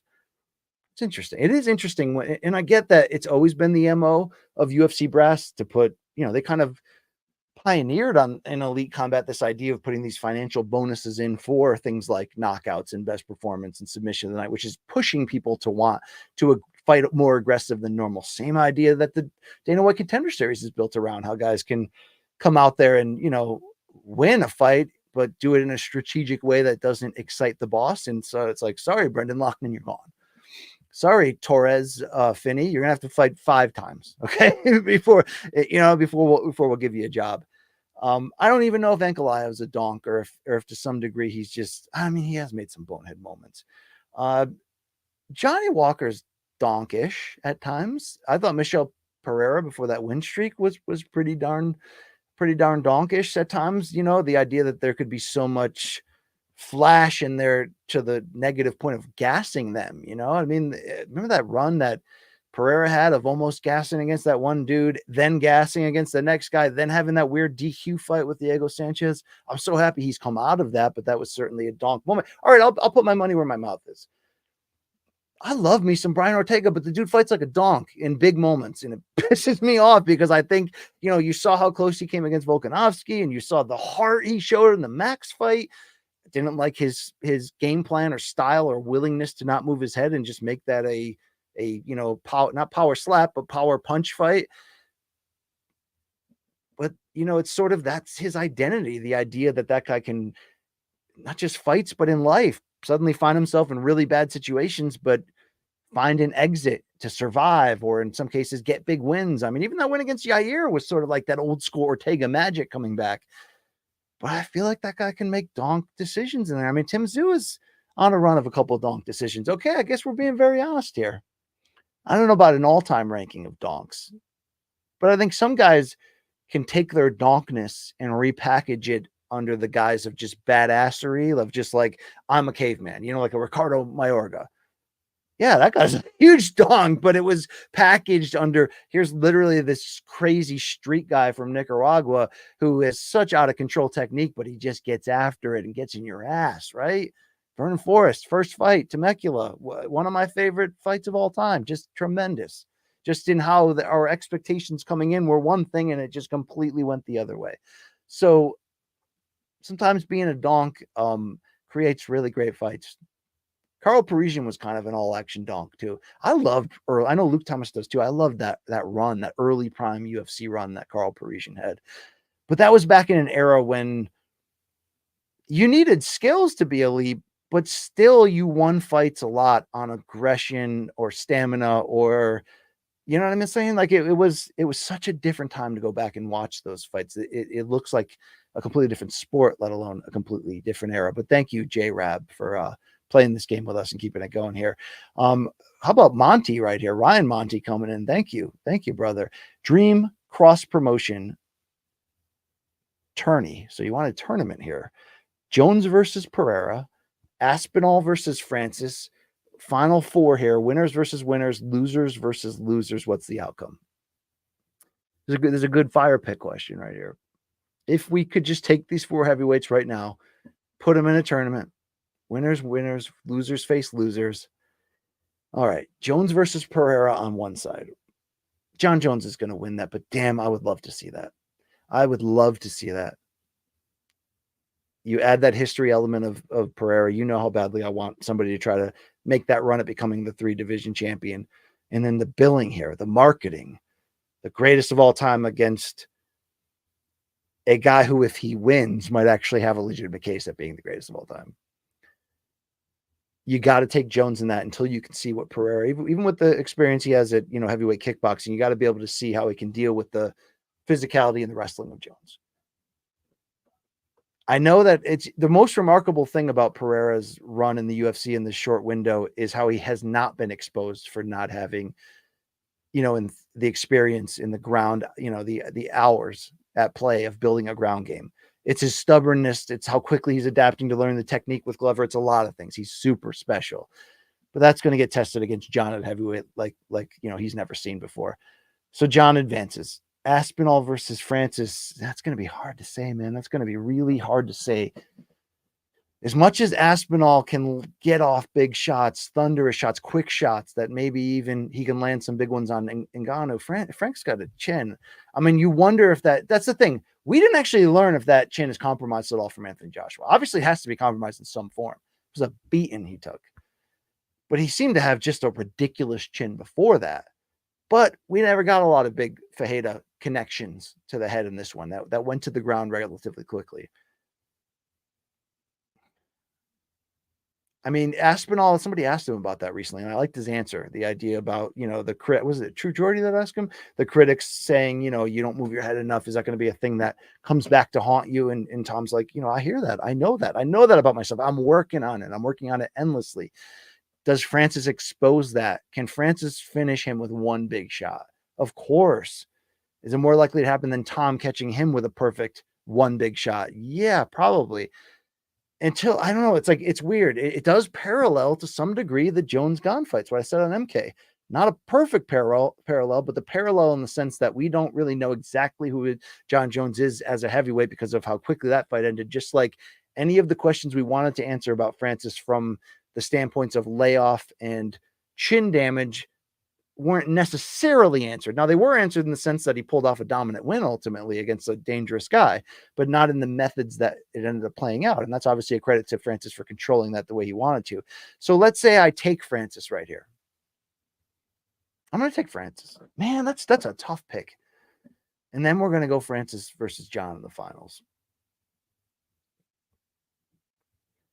It's, again, for everything I just said, I don't know who John Jones is as a heavyweight. I don't know what it looks like for 3.5, 4, 5 rounds when he's trading kickboxing on the feet. The same thing could still be true that I've been saying back since like 2012, that like when John Jones moves up, he's going to fight for the heavyweight title and he's going to win it. Now, that turned out to be true, but I really thought that his length plus speed plus light heavyweight speed. Now, it's harder now that there's so many years removed. He's coming off major surgery and he's got more weight on him these days and he's in his later 30s. But I wonder if, he's able to hit and not get hit on the feet in ways that we're not imagining here, that slickness comes back and makes its name known. Just the same about bringing that kicking game to the heavyweight division and making that dangerous. I'd still favor John because if you put any two men in a room and wait outside to see who the last man standing is, Dana said it's always going to be John. No, but I also think until I learn that I'm wrong, I'm going to still lean John in that matchup.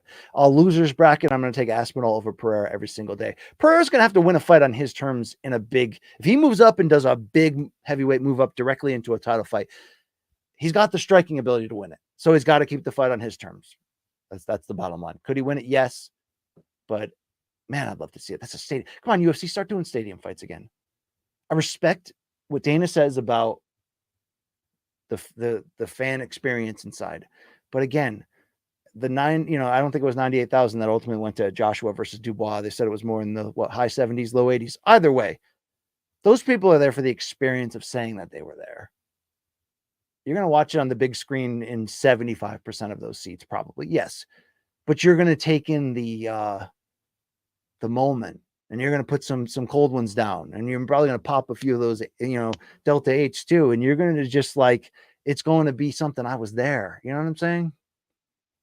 I want to be a part of that. I want fans to get that. I think just certain fights become so damn big that you can't do it at T-Mobile or the MGM Grand. You got to do it at Cowboy Stadium. You got to do it at Wembley. You got to do it at Allegiant Field in Las Vegas. You got to.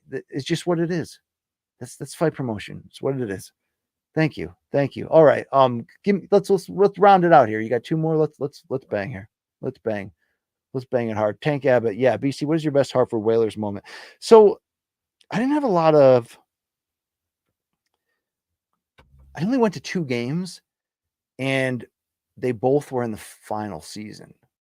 So that was my junior or senior. Yeah, my senior year in high school was their final season.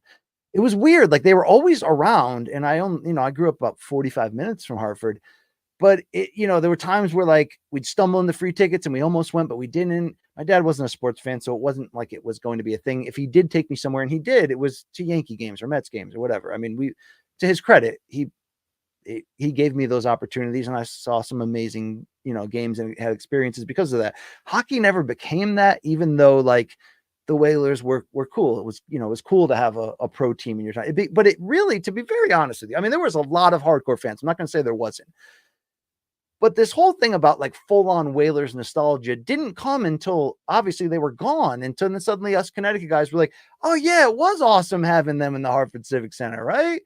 Now, if I had been a teenager or an adult while they were here, maybe that would have been completely different. And maybe I would have become hardcore knowing that, you can consistently go and follow a team in your state and cheer for them. But then you're also going to get Gretzky and Lemieux and all these, whoever the stars of the moment were coming in. So I probably, because after the Whalers left in 96, to be fair, I did go to the hell out of a lot of Hartford Wolfpack game in the ensuing years. And that was the Rangers, AAA or whatever you want to say, highest level minor league affiliate. And it was awesome. And we got drunk and sat in the second row. And, when fighters would come by after getting beat up and they'd be exiting, you talk trash. And I mean, there's some great moments in my history with that. Would I have done that with the Whalers? Probably. But I ultimately only got to go to 2 games. One was right after one was in their second to last year, and one was in their last year. One was right after they acquired Brendan Shanahan for that brief point. It's just random that I have a Whalers jersey, and it's a Brendan Shanahan one, which is kind of awesome because he was a great player, but his time in Hartford didn't really, go what the fans were expecting. But I saw a game their final season against the Red Wings, and I think it was the first time Chris Osgood scored a goal, I think, and there was some historical element to that. Was it the first time a goalie scored in a 0-0 game? I don't remember what the exact historical element was. It was cool. I mean, that's a tiny arena there, the XL Center now, the Hartford Civic Center. I definitely went as a senior once and got absolutely loaded, and it was pretty awesome. I remember there was this guy next to me the whole game. He was hammered, and he kept yelling Primo's a bitch at Keith Primo for 3 periods for the entire game. And I respect that. I do respect that. But yeah, I don't have it though, but shout out to the Whalers just the same, and whatever. Love using them in NHL 94 though with Zarly Zalapski. You better believe that. All right, one more for the road here. What do you got for me, Mikey? Thank you to everybody that played the game and helped out here. Colson Pickett, thank you, brother. B Sizzle, do you think Ariel's new network plan will have success, or has Guru sent him to the basement level apartment below hell for good? Am I missing I know that Ariel referenced Guru, and then Demetrius Johnson mentioned it or something like that, and then Guru made content about it. I don't know. Guru's a tough dude, polarizing. I did like him in the beginning. He's kind of funny, but he has gone down some aggressive routes that I wouldn't have. But the dude has really built an empire for himself. I do like to see sort of that spirit of somebody building it on their own, not being placed into it and propped up. but no, I don't know how deep their rivalry is or how that affects it, how that affects either of their success. But if you're framing it under the guise of like, are the successes of people like Guru going to make it harder for people like me or like Ariel and Ariel's new venture to succeed? I don't know. I don't know because the business is changing so quickly that it's hard to know what changes in it will be permanent and will last or not. And what Ariel's new project has a lot of older ideas and elements in there, but can he pull it off with the star power and the control? And it's going to be interesting to see. It will. I'm cheering for him because I want I want him to succeed. And I want this, you want your own business. You want to have big successors around you that you can, aim to chase after and elevate yourself in the same way. But it is interesting how quickly the idea of all of us in the traditional space, even if we've all evolved to having digital shows or whatever, not how quickly we're being phased out, but just how quickly it's getting segregated, the coverage. And here's what I mean by that. I always said it was an almost impossible thing. Like you can have some success as a boxing podcaster, I used to say, after trying for the last 10 plus years and having some success.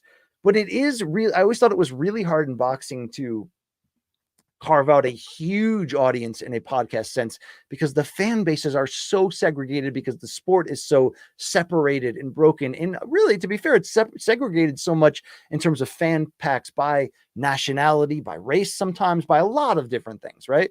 Boxing can feel in a culture like you're, 20, 30, 40 years behind, and for better or worse, sometimes for way worse. But MMA was different. And I noticed that quickly, when I jumped in 2016 and started covering it for ESPN on a real high level, but I really noticed that the first time I was on the MMA beat in 2018, where I was like, oh my gosh, like the instant attention of the fans and the appetite was just so much, and that was, a lot of that was a credit to things that Ariel and the MMA fighting team around him built. Luke was part of that great era too.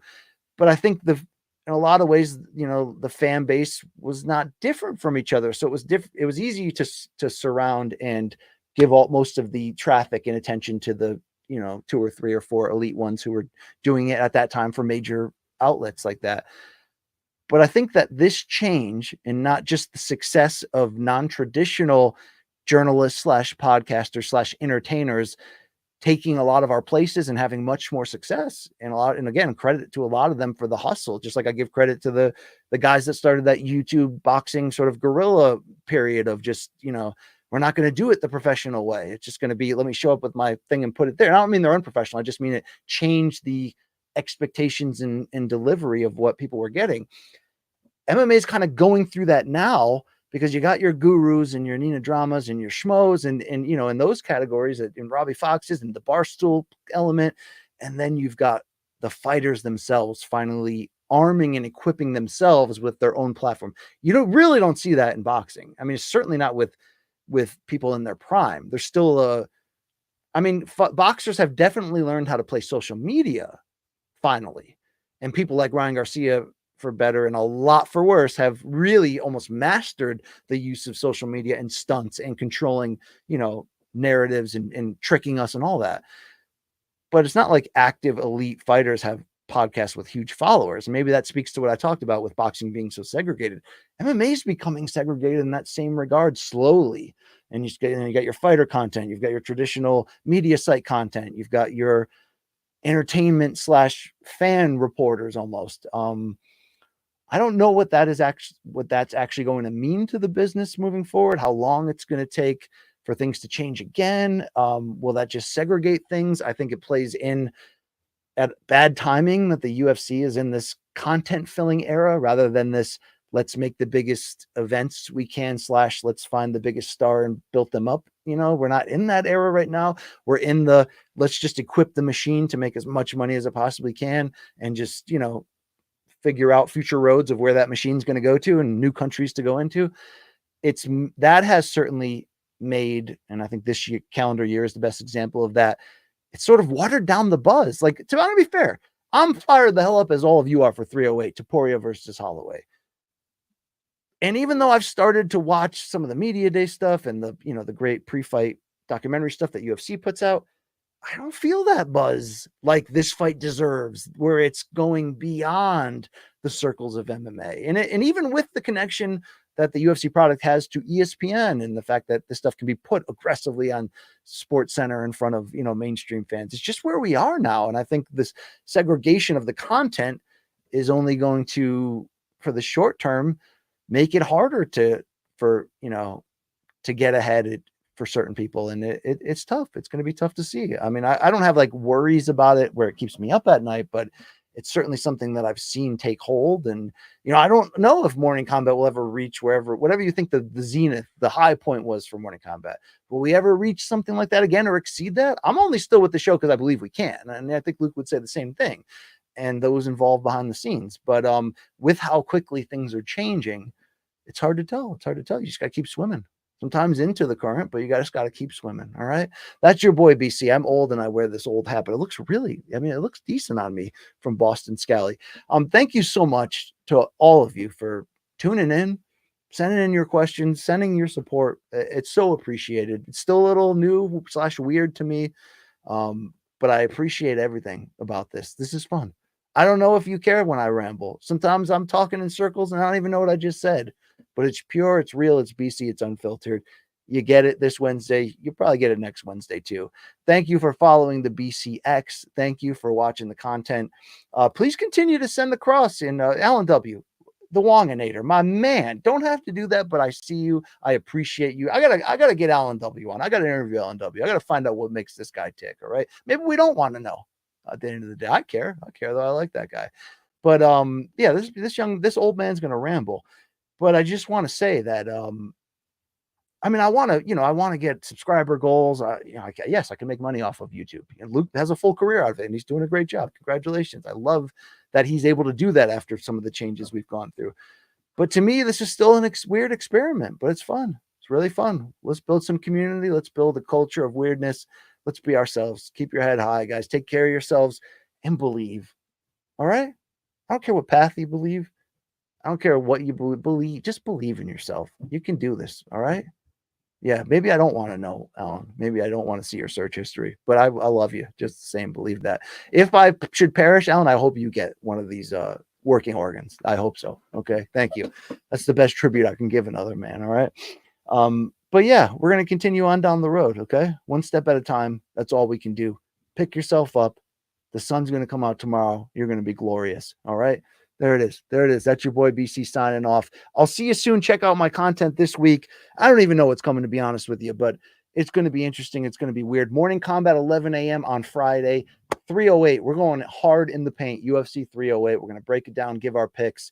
I don't know where I'm going to be leaning by Friday. Max versus Ilia. We're about to find out. And oh, by the way, this co-main, like if you told me right now, hey, BC, Ilia has herpes and he pulled out of the main event and they're not going to replace it. We're just going to do Hamzat versus Rob over there, Robert Whitaker. I'm going to tell you, I know I say that too much. This is one of the best 5 fights the UFC can make. This is one of the best 5 fights the UFC can make. This fight's freaking awesome. Okay, we get 2 of them this weekend and they're both freaking awesome. I love that. I'm going to take a bite out of that. I hope you do too. I'm out of here, BC. Thank you, Mikey. We love you too. We good.